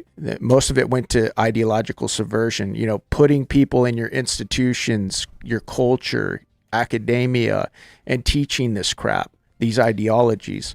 And I think that's what you're seeing right now. But I think I've had this debate 800,000 times actually, but I think the actual issue is big tech and social media, and it's not so much the universities. I think the universities are a component, obviously, because you see all these videos where someone sends their kids to college and their kid comes back angry, shaved head, weird tattoos and things like that, face tattoos or whatever. Right. But what we're seeing with the rise of cultural Marxism and things like this started around the world all around the same time, which is more indicative of social media creating the phenomenon than anything else. And there's actually a simple explanation. So the early social media algorithms favor anything that makes people angry. And so you had libertarians, and I think even like Paul Joseph Watson and like Alex Jones were posting police brutality videos because it got people riled up. They'd watch the video and then complain about it. Right. And so if you were a right libertarian, you were complaining about the same stuff that eventually Black Lives Matter started complaining about. But what happens? Police brutality on its own only gets 100,000 views. Racist police brutality gets 1 million views. So the algorithm started favoring content that pushed things like racism is bad, homophobia is bad, anything that would seem like an injustice. And then you had the example I always cite is Mike.com, which started off as like a Ron Paul libertarian website, turned into a leftist social justice website because of social media algorithms. You write an article that's in favor of right libertarian, anti-government, it does okay. You write a social justice piece, it's got racist, sexist, anti-gay in the title, bang, it's getting 1 million views. So the company starts putting all their resources into hiring writers to write all that stuff.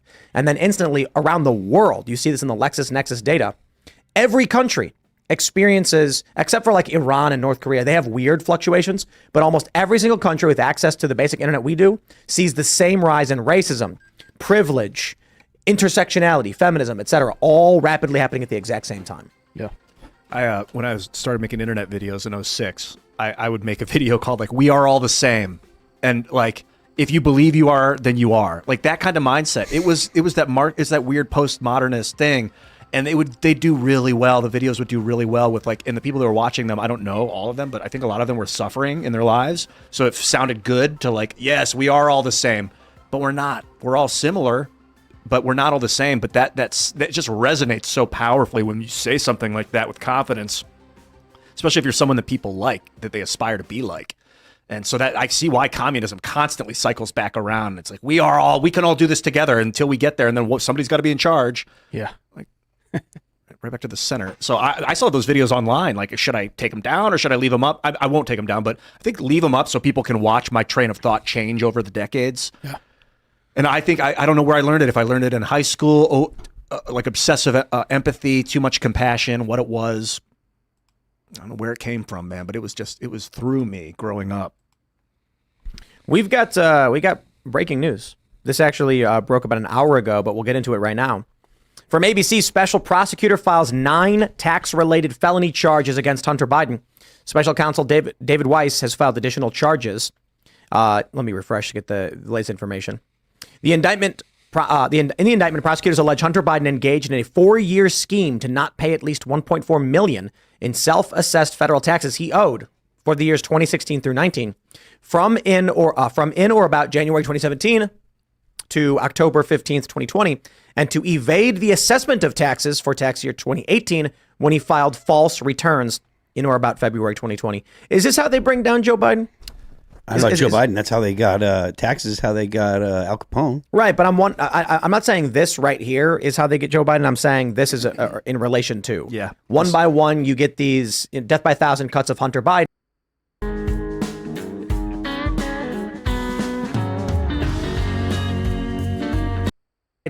And then eventually someone goes, hey, wait a minute, one of these threads goes to Joe. And then Joe, embattled, says, look, I'm going to step down. You know, these allegations are false, but...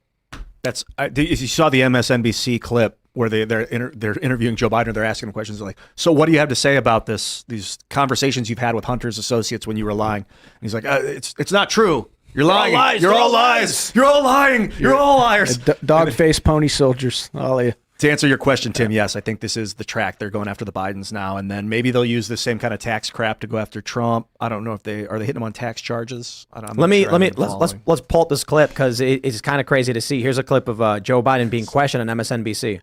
Biden on Ukraine and also China. There's polling by the Associated Press that shows that almost 70% of Americans, including 40% of Democrats, believe that you acted either illegally or unethically in regards to your family's business interests. Can you explain to the Americans, amid this impeachment inquiry, why you interacted with so many of your son and brother's foreign business associates? I'm not going to comment on that. I did not, and it's just a bunch of lies. You didn't interact with many of their business associates? It's a comment, isn't it? I did not. There's lies. I did not. I keep hearing Tommy Wiseau. 70%. 70%. 40% of Democrats think he acted illegally. That's MSNBC saying this. That's crazy, man. I don't see how Biden ends up the nominee. I don't either, but at the same time, because I know that, they're all about that. What's their goal? Their goal is power, right? So I've always thought that he's the perfect front man for what they're doing, because as they destroy the country systematically, they got the perfect fall guy out there. Yep. The guy can't put together a sentence. He falls constantly. They've got clearly a ton of dirt on him, so he's got to do what they say. And he's wanted to be president forever. So it's like, why? And as the country collapses on his watch, they can blame him. So I think he's the perfect fall guy, but I wouldn't be surprised to see the old bait and switch and see a guy like Newsom get thrown in there either. So we'll see what happens, man. But I wonder what the prediction markets have Newsom at right now. I'm going to check, actually. I don't even know which one's worse. I don't even know what would be worse for the country, honestly. I think it's Mr. Surrender Afghanistan is probably worse. This guy surrendered the most powerful military on earth to the Taliban, and $80 billion worth of equipment he surrendered. How many people died over there in that surrender? 19 people died in the bomb that went off. And women trying to throw their babies over barbed wire to get them inside a military base. The babies are getting caught in the wire.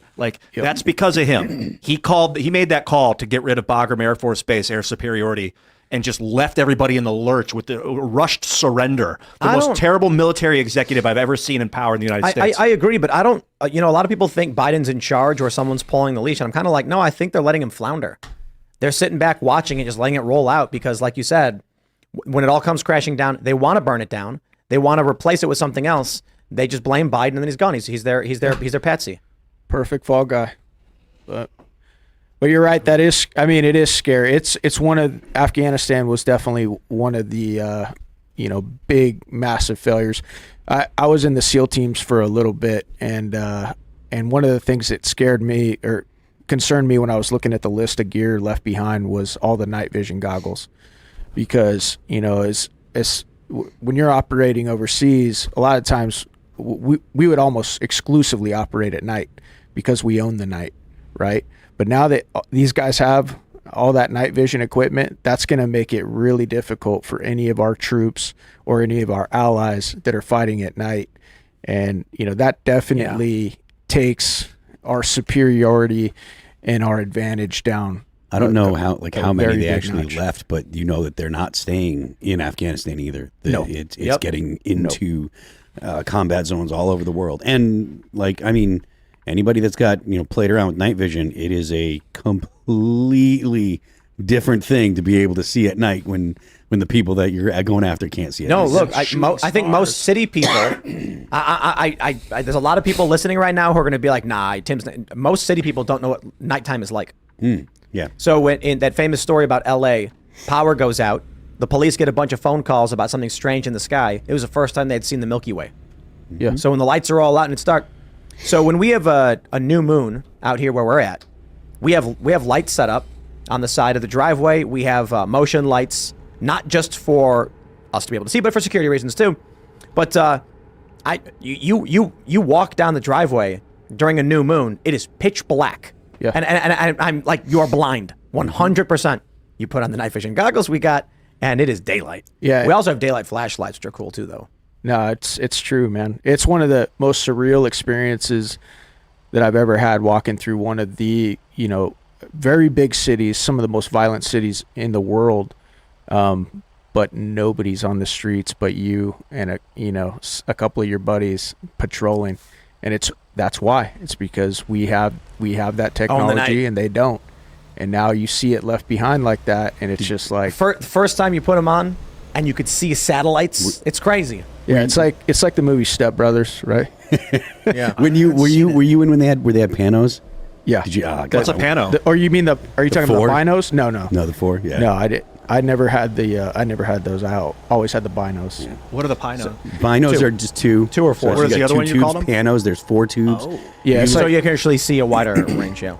So when I first time I ever used them was actually like 2 years ago or whatever. I bought a pair, and you look at the sky, and there's a satellite. Yeah. It's insane. They're shooting stars, like they're up there happening right now, and you just you're seeing them go shooting across when you're wearing those things. It's nuts, and then you're like walking around like I can see everything. It's crazy. Ian, how much do those cost? How do we get those? Those are $42,000. Oh wow! And how many of those were left? I don't know about were that. surrendered? Do you know offhand roughly how many? He could Google it right now. I know it wasn't 15 of them. It was a lot. thousands. They probably actually left binos. They probably didn't leave panos. Panos are the really high expensive ones. Only that he was on SEAL. That's why I asked, because the SEAL teams in Delta are the guys that get panos. Everyone else gets binos. Planes, guns, and night vision. Yeah. I don't see how Afghanistan was an accident. How do you don't accidentally abandon your Air Force base in the middle of the night without telling your partners? Yeah. That one's tough to explain. So what do you do in the military? You served it with the SEALs. Like, if your commander orders a surrender abruptly that causes mass death and loss of equipment and life, like what happens to that commander? I guess it depends on who the leadership at the top is, right? The military, I think for a long time had been spared from a lot of the insanity of this culture. But even over the last couple of years, you've seen, it infect the military as well. Like we had an Air Force admiral in Homeland Security, I think this last week, and he was talking about some of their issues, and one of their big issues was recruitment. And I asked him, do you think it has anything to do with the, DEI training? Do you think it has anything to do with, drag shows on base, that type of stuff that never really was in the military? And he's like, no. And he chalked it up to COVID. And I asked him, well, do you think it has anything to do with forcing our service members to take an experimental vaccine? And, you know, basically he was like, well, you know, I don't know about that. And I was like, because now the armed forces are actually offering these guys that didn't take the vaccine to come back in. Yeah. Right. And they said, oh, and we'll clear your record. Right. After they forced them out, many of them had families, had to find a new job, you know, whatever. And they didn't get on. I don't believe they got honorable discharges. Right. I think it was administrative, wasn't it? I don't remember. You might be right, Tim. But, you know, I asked him, do you think that had anything to do with it? And he basically said, you know, I'm not able to comment on that. Who was that? It was some Air Force, or I'm sorry, not Air Force. It was the Coast Guard admiral. General discharge under honorable conditions. Okay. So that's what I guess is being reported. Just so that Admiral knows, if you own up to the truth, they'll be more likely to re-enlist. Yeah, it was because they were forced to take a vaccine that they didn't trust and they quit because of it, or they were discharged because of it, and now they're being asked to come back. Like, what? Have some humility, guy, Admiral. Well, that's the problem. Like, the military is one of the most dangerous jobs you can have, and if you don't have any faith that leadership's not going to sell you out, if you believe that your leadership will stab you in the back, you know, so they can continue to get promoted, how many people do you think are going to join? And that's the thing. It's like a lot of these young kids, I mean, and I think there's multiple issues there, but a lot of these young kids don't trust the leadership that they just saw, you know, be in charge of the debacle in Afghanistan, and that, you know, forced a bunch of our troops to get an experimental vaccine. And now that they can't recruit kids to come back in, you know, they're offering, hey, to bring them back. I mean, it's a complete leadership disaster. What do you think would be a good incentive to get people back? Well, I think an apology to start with would be really nice, and these guys taking ownership and be like, hey, we screwed up. Okay, we screwed up. Secondly, like my little brother, you know, when he was a Cobra pilot in the Marine Corps, I think he was on his last year in the Marine Corps and was basically told, you're getting the vaccine or you're out. And so my little brother went to the Naval Academy, like flew helicopters, you know, high performing guy. Actual officer, not warrant. Yeah, and he was an O, and he lost his retirement because he wouldn't put that in his body. Wow. And so you got to take care of those. You got to take care of those guys, and then you got to take care of the folks that are injured now because of the vaccine as well, and just make them feel like, hey, we got your back. Because if you don't got my back when it comes to, you know, this stuff right here, I don't think you're going to have my back when we're going to war against the CCP or we're going to war against Iran. And you know, I'm out there by myself and I need some air support. And to the point that you were making earlier about cultural Marxism and stuff, the goal of that kind of stuff is to shake people's faith and in our system in the United States. And so if you've got, you know, graduating class after graduating class after graduating class being churned out of high schools and colleges that have been taught that America's not really all that good, America's not worth fighting for, America's a bad force, a force for evil in the world, America's the villain on the global scale normally, and generally that's the role that the U.S. has had since the end of World War II. If that's what you've been taught, why would you join the military to serve the government? Right. Like, there's no reason to. I want to do like a mini segment real quick. Have you guys heard about what's going on with Venezuela and Guyana? Yeah. No, what's happening? Venezuela's declaring ownership of the western portion of the nation of Guyana and amassing its military. And now Guyana is requesting U.S. aid to prevent the invasion. It's over half of the country that they're making a claim to. It's not just a small part. Socialists want stuff for free. And so part of the reason why they're doing this is because ExxonMobil was just doing explorations out off the Ghana coast, and so they want to go after Ghana's, basically Guyana's oil. Ghana's on the other continent. Yeah, no, my bad. Guyana and Ghana, and so they're going out. So it's after the capitalists have done the exploring to find the oil reserves that you would only be able to find with tools provided or invented for capitalist exploration, and now the socialists like, yo, that's mine. But, you know, give me that. I just want to say, like, you've got Middle Eastern conflict, you've got Eastern European conflict. You now have an escalating. Together. Was it? You're tying it together, yeah. Oh yeah. Now you got South American conflict, and Southeast Asia is right on the horizon too. And also, It's on fire, dude. This would be a world war. Also, with the stuff going on in South America, there is the Monroe Doctrine that we have to worry about. If there's anyone that decides that they're going to support Venezuela, that would be from from Asia or from whether it be Russia or China or whatever. Iran. If they decide that they want to support Venezuela, then the U.S. has the Monroe Doctrine, which is saying that no one from any other part from the Eastern Hemisphere has any business being in the Western Hemisphere. This is totally the domain of the United States, and we will not accept countries from Europe or from Asia or from the Middle East or from Africa meddling in North or South America. We just totally reject it out of hand. And so now the U.S. is in a situation where if anyone does decide to go ahead and support Venezuela, then the U.S. is going to talk about the Monroe Doctrine and say, you can't be here. I don't think it even matters if Russia, Iran, or China gets involved with Venezuela. The fact is, if we have war in South America, war in Southeast Asia, war in Eastern Europe, war in the Middle East, you've got world war. That's kind of how World War II, like Mussolini started that with his North African conquest. He gave Hitler the green light, basically. He was like, hey, look, you can conquer your neighbors and no one's stopping me. And then Hitler was like, "Ooh, wow, I like that." And Japan, it's not like these are neighboring countries. Yep, Japan's it's just like war was totally you different. do it, which justifies that guy doing it, which justifies that guy doing it, and then you've got like a smash and grab situation where everyone's like, "Well, before this is over, I'm going to see if I can get a piece." Maybe not justify, but basically creates the opportunity. Yeah, justify in their own minds, I should say. I mean, is there really ever a justification for offensive war? I don't know.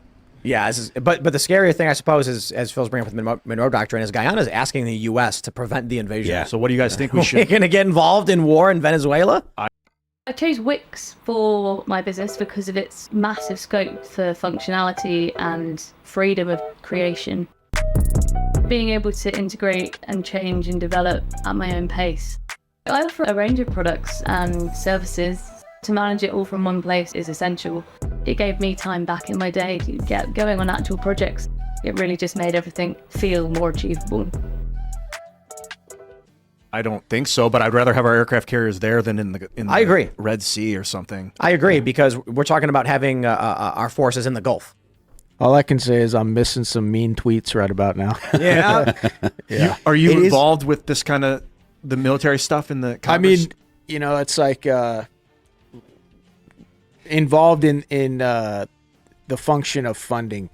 That's the power of the purse is probably the biggest tool that Congress has.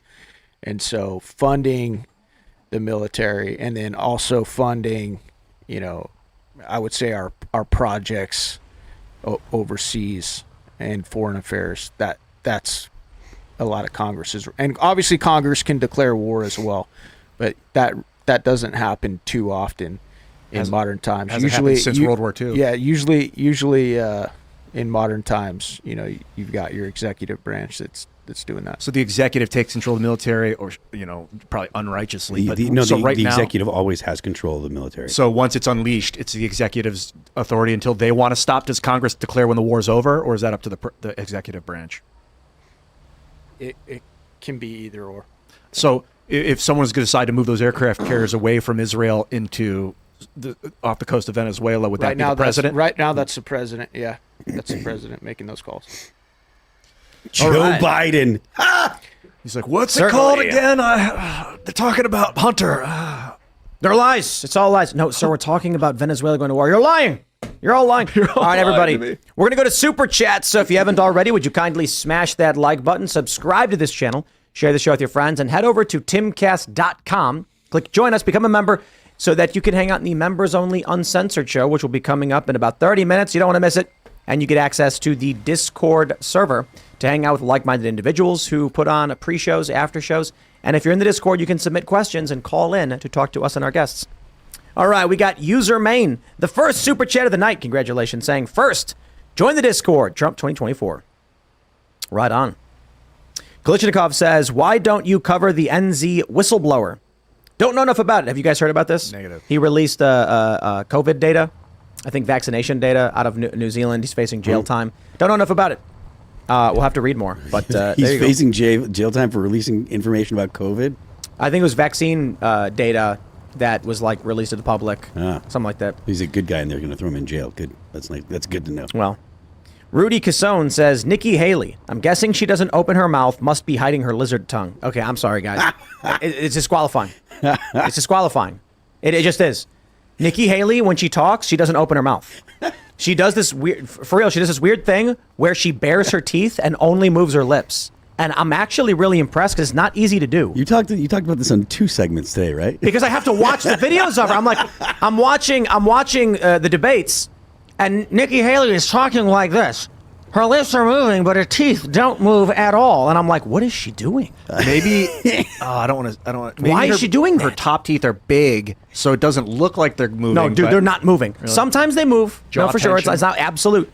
But she's gritting. She's talking through her teeth like when you're yelling at your dog. What are you doing? She was mad at Vivek. My guess Yeah. is it's a facelift as part of it. So the Botox face is like this, while the mouth goes, yeah, maybe, or in a neck tension for sure. Like, But she yo, could probably I'm use not like kidding. a Watch therapeutic neck crack. her on the debates. Her lips move a lot, and her teeth stay there. I'm like, that's crazy. Maybe it's not Newsom. Maybe she's the lizard person, huh? I didn't know that. Yeah, you can't unsee it. I'm learning a lot tonight, man. I'm not a fan. Not a fan. It is funny how have you noticed like all the media reporting that Nikki Haley won the debate?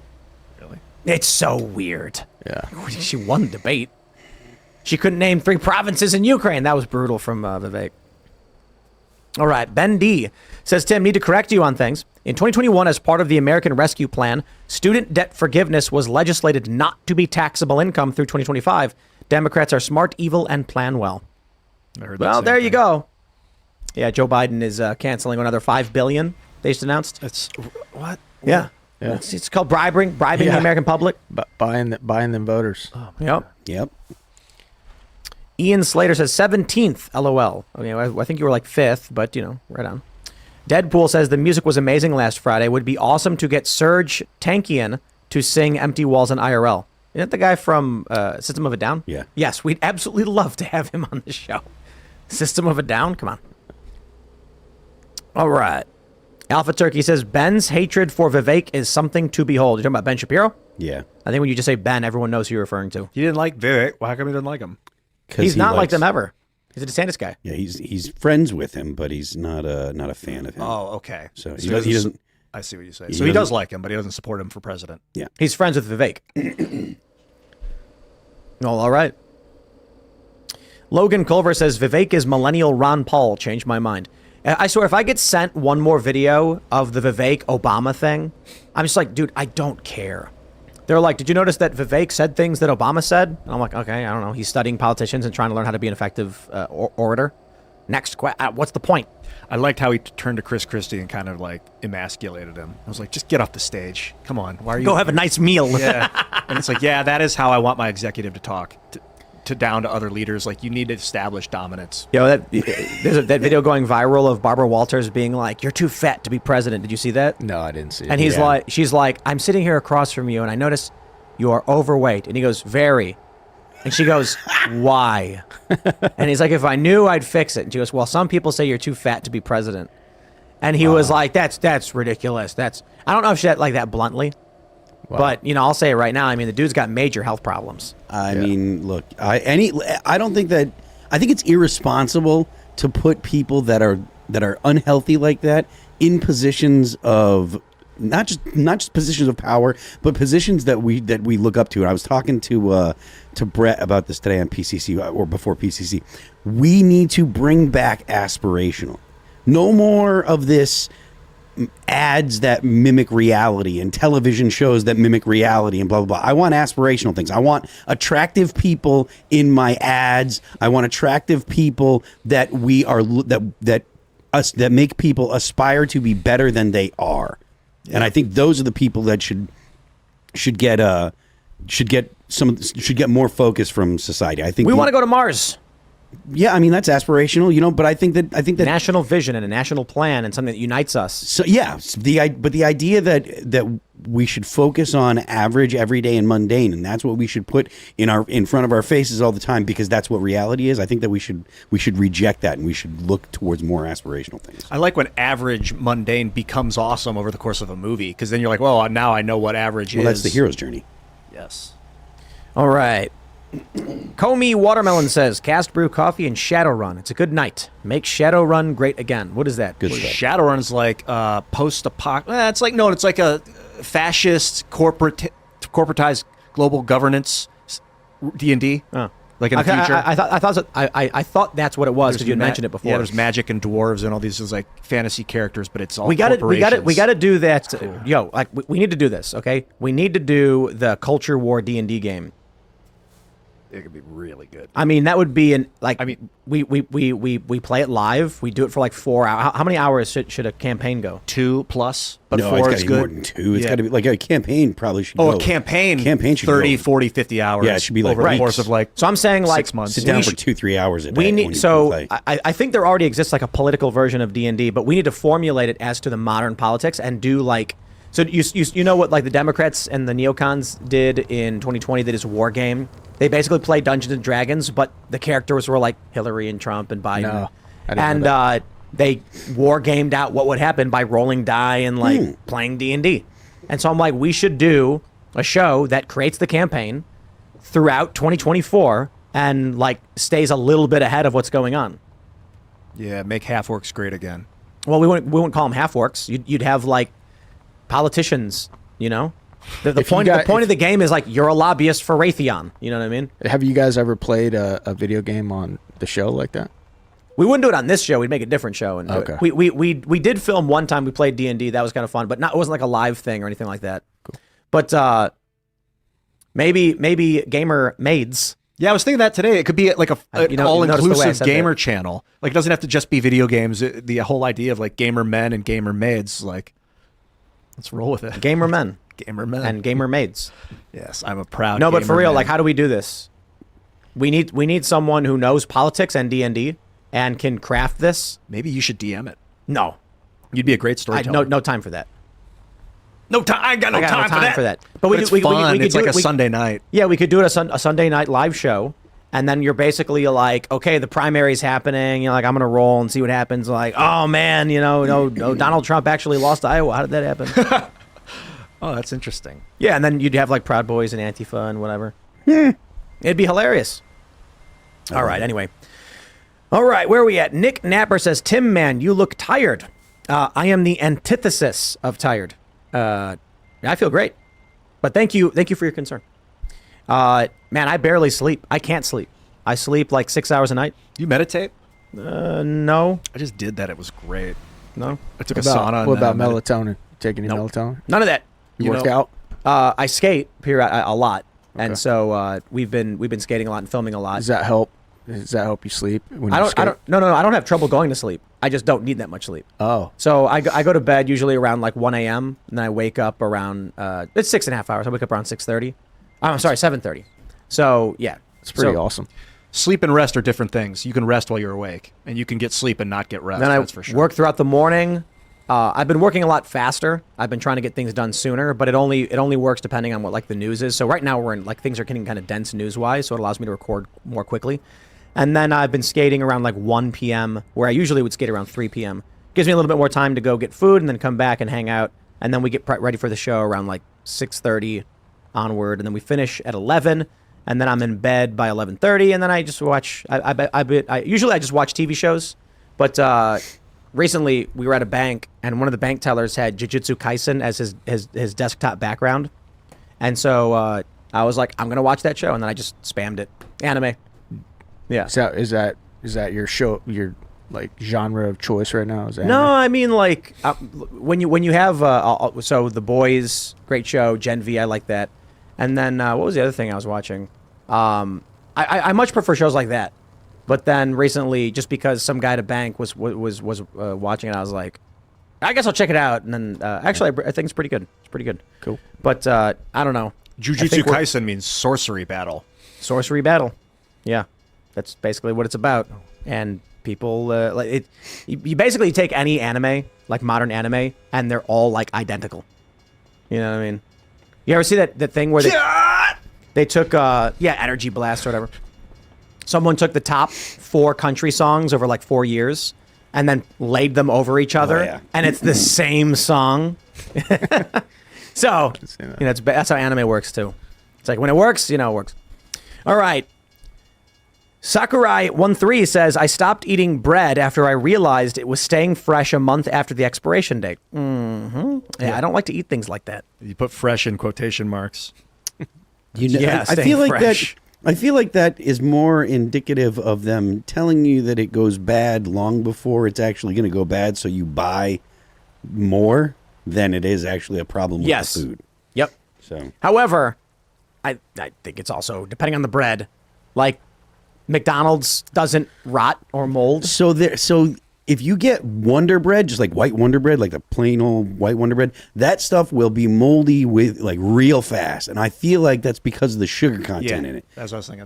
But if you get like all natural bread, that stuff will last and last and last. No. Ian used to make bread like every day, and it would mold in a couple days. If you like keep it dry, it stays better longer. If you say keep it dry, yeah.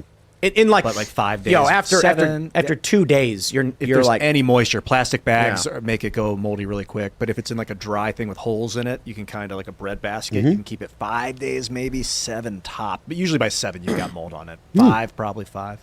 Rob says Phil should use his failed musician skills and see if Sean Danielson of Smile, Empty Soul and Aaron Lewis of Stained would come on the show. Also, I hear James Hetfield is pretty based. Ian, you're the man, dude. Rock on. I don't know the guys in Smile Empty Soul or James Hetfield, but I do know Aaron. I'm trying to get a hold of him, but I haven't been able to. He actually just left. He was here a week ago. Yeah, last week. I'm trying to get in touch with him and see if he can. So he played at Hollywood Charlestown, and I was like, oh, maybe he'll have time, but it looked like his schedule wouldn't have made sense. So I don't know if our people reached out to his people or whatever happened, but I think he was coming straight from like Philly. Yeah. So it was like no one's gonna do a show and then do a morning, like no one's going to play a live show up to midnight, then do a morning show, and then do another show that night. It'd be cool to have him on the Culture War, though. Oh, yeah. That'd be really great. I really like that guy, man. Who is he? Aaron Lewis. Yeah. Yeah, reading what he wrote that song that was really big about America, you know. Right. And he's from Springfield, like he's from the town that I the town just south of where I grew up. But reading about his explanation for like why he wrote it and why he decided, it's amazing. He's a good dude. Oh yeah, Stained. Okay. Yeah, I of know course. this guy's music. He's great. Oh yeah, they got tons of great stuff. Yeah. Whatever you do it for less at Harbor Freight. It's been a while. Is that Stained? Oh man, it's been a while. Dude, that song's hot. I love that song. All right, Andrew 843 says disabled veteran here. Why can't the Major Richard Starr Act get a vote in Congress? Which one is that? Major Richard Starr Act. I'm not familiar. I don't know it off the top of my head. Well, I'd have to look it up. Andrew just lobbied Congress right now. That super chat. Maybe now you'll look into it, and maybe something will happen. Who knows? Yeah. Maybe it turns out to be a really bad act, and then he's like, "Whoa, this guy's crazy," or maybe it's something really good that needs to get some conversation. We'll figure it out. Brown Bear says, as much as I want to see Trump get his revenge, after last night, I honestly think Vivek would be a better president. I agree. But the issue with Vivek is, all in due time, I think Vivek would be an excellent president. I think first he'd be a great VP. I know he probably doesn't want to do that, but I wonder if that's just him saying publicly, I don't want to be VP, because he needs to maintain the composure of I'm a leader. I'm not just here to be VP. But I don't know. I think he'd do a fantastic job, actually. God, me too, man. And I agree.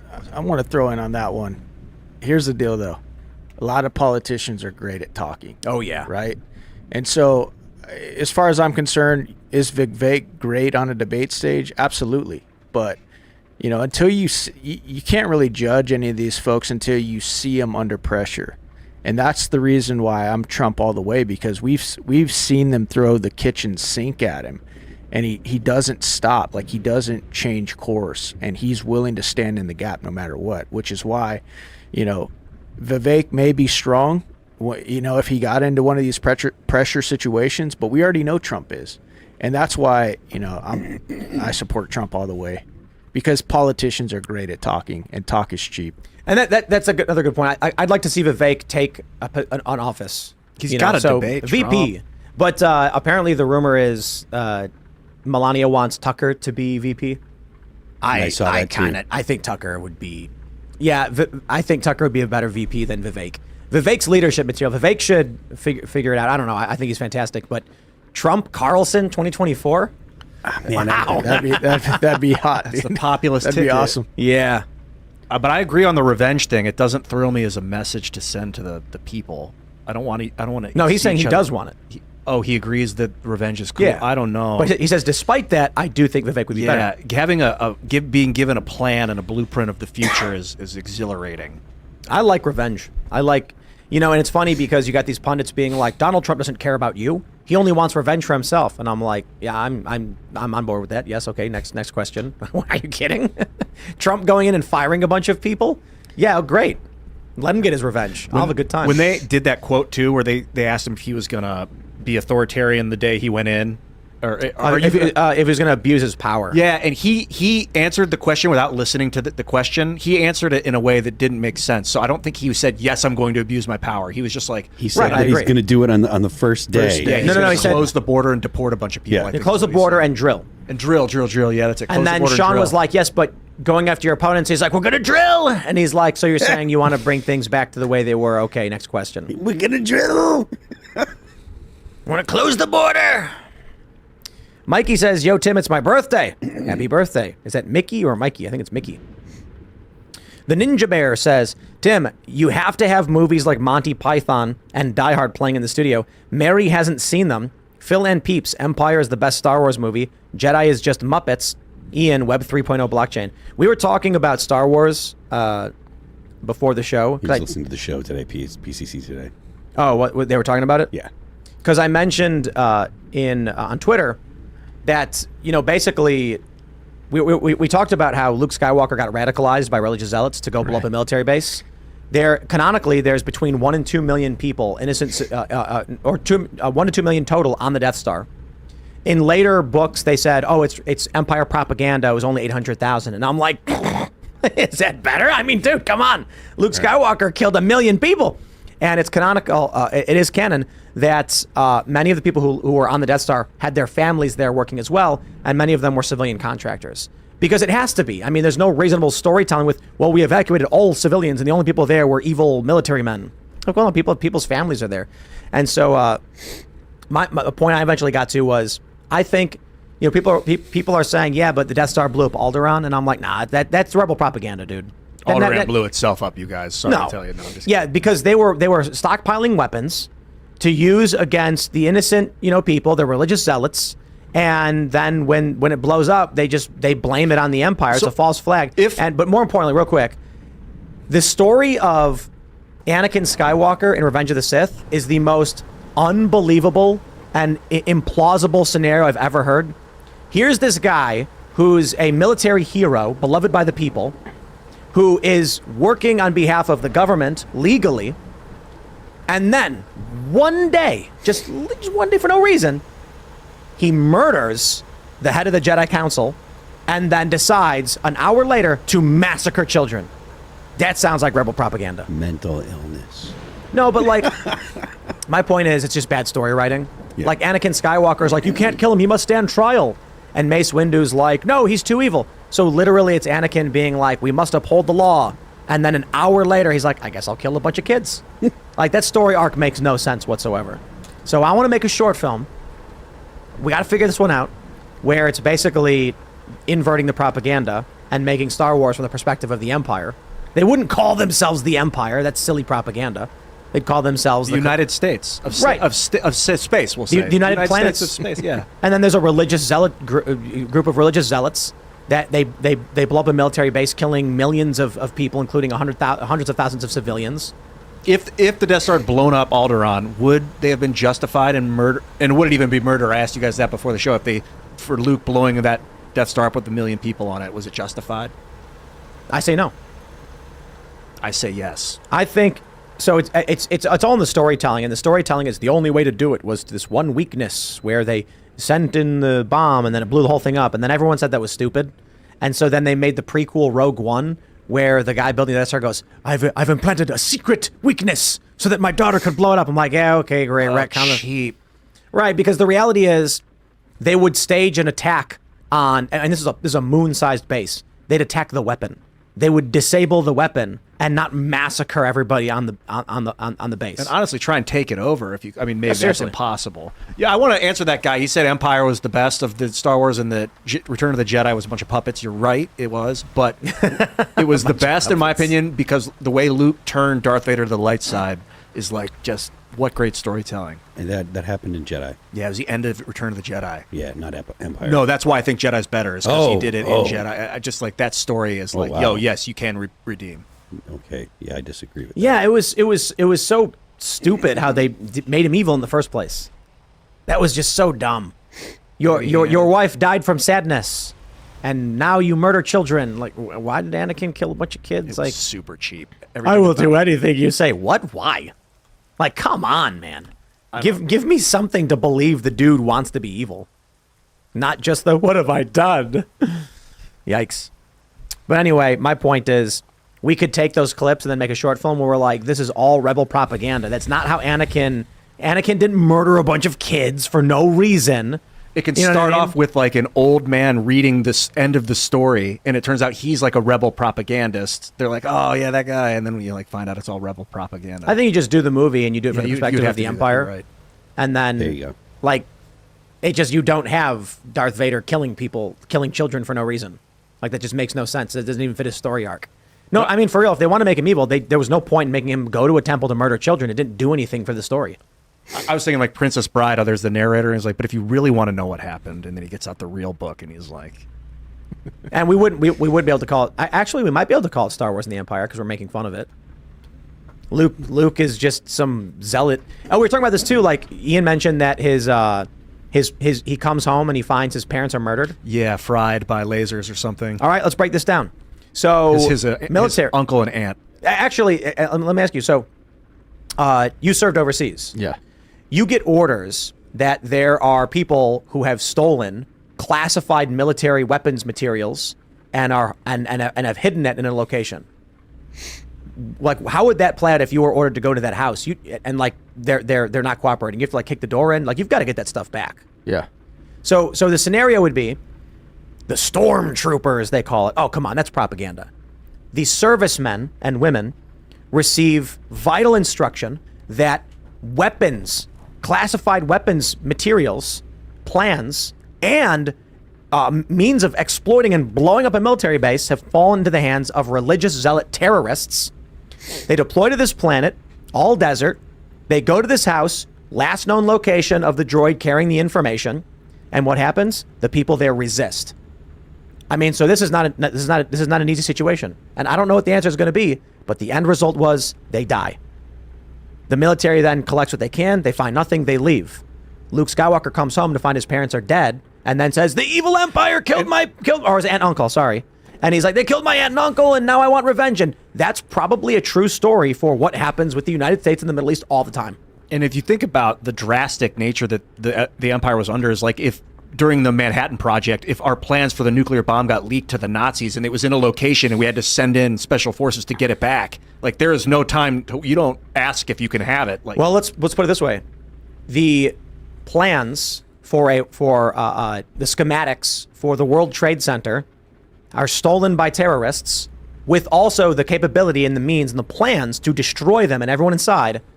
And soldiers are ordered to go recover that to put a stop to this plan. And in the search, these two people are killed. They resist. They say, "Oh, get out of here!" A fight breaks out. The guys with the guns wins. That's the key word. The key word there is resist. Right. And it like in a situation like that, it depends on what level of resistance. Right. If you feel like you can handle the situation without lethality, that's absolutely what you do. But if you don't, if you feel like you need to escalate it to lethality, then that's how it works. We got to make this short film. It's gold, man. Right? I definitely feel like I should have beefed up on my Star Wars before coming out here. Luke I feel Skywalker. completely inadequate to even. did you see the first three? I think, yeah, I did, but I'm definitely not at the level of you guys, man. Oh man, they were so good.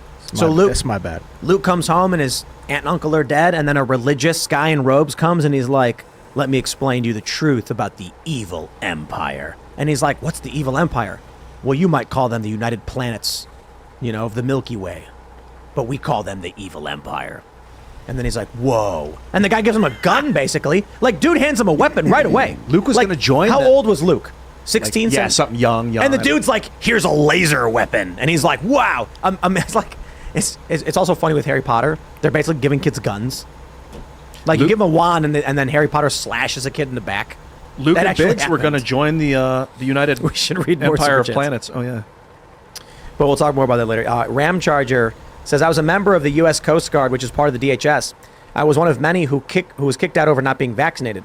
If Congress is willing to make the DOD and DHS take us back with back pay and back promotions, no matter our discharge status, is Congress willing to make the DOD and DHS take us back with back pay, back promotions, no matter their discharge status? No, what do you think about that? Yeah, if it was for the vax mandate, I absolutely would be.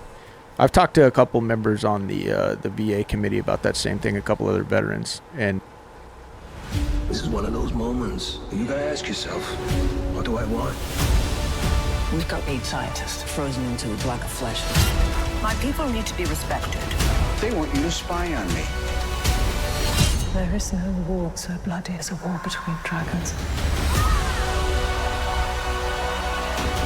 You ain't seen what I can do.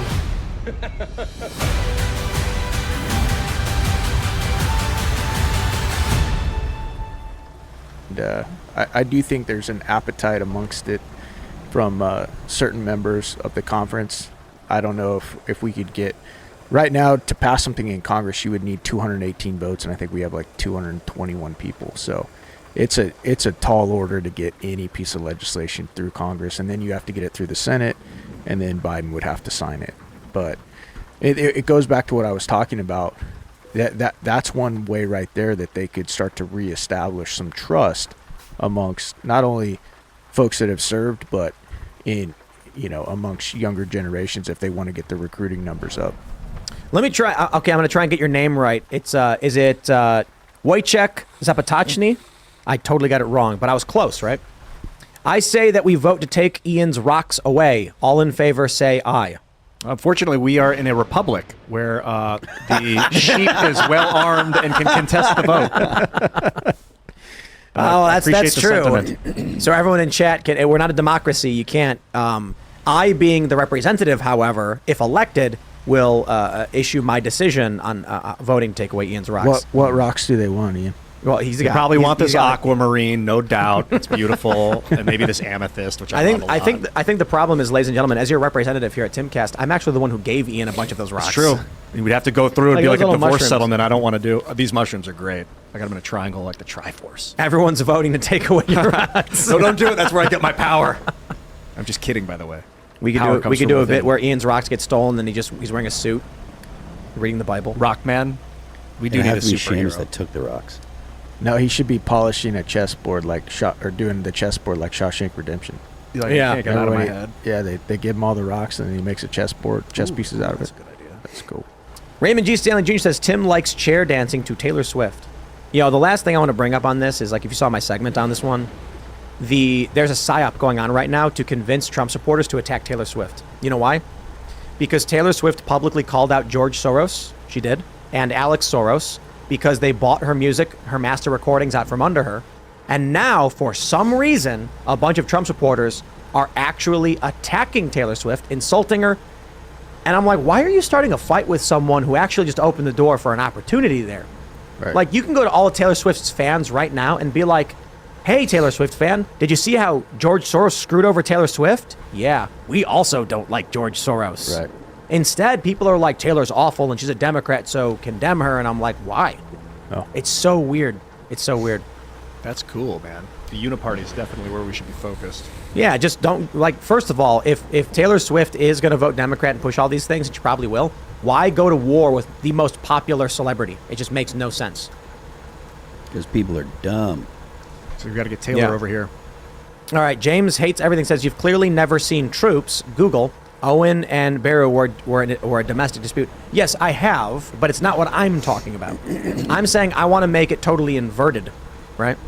But anyway, my friends, smash that like button, subscribe to this channel, share the show with your friends. Head over to timcast.com because the members-only show will be starting in like a minute or two. You don't want to miss it. It's going to be fun.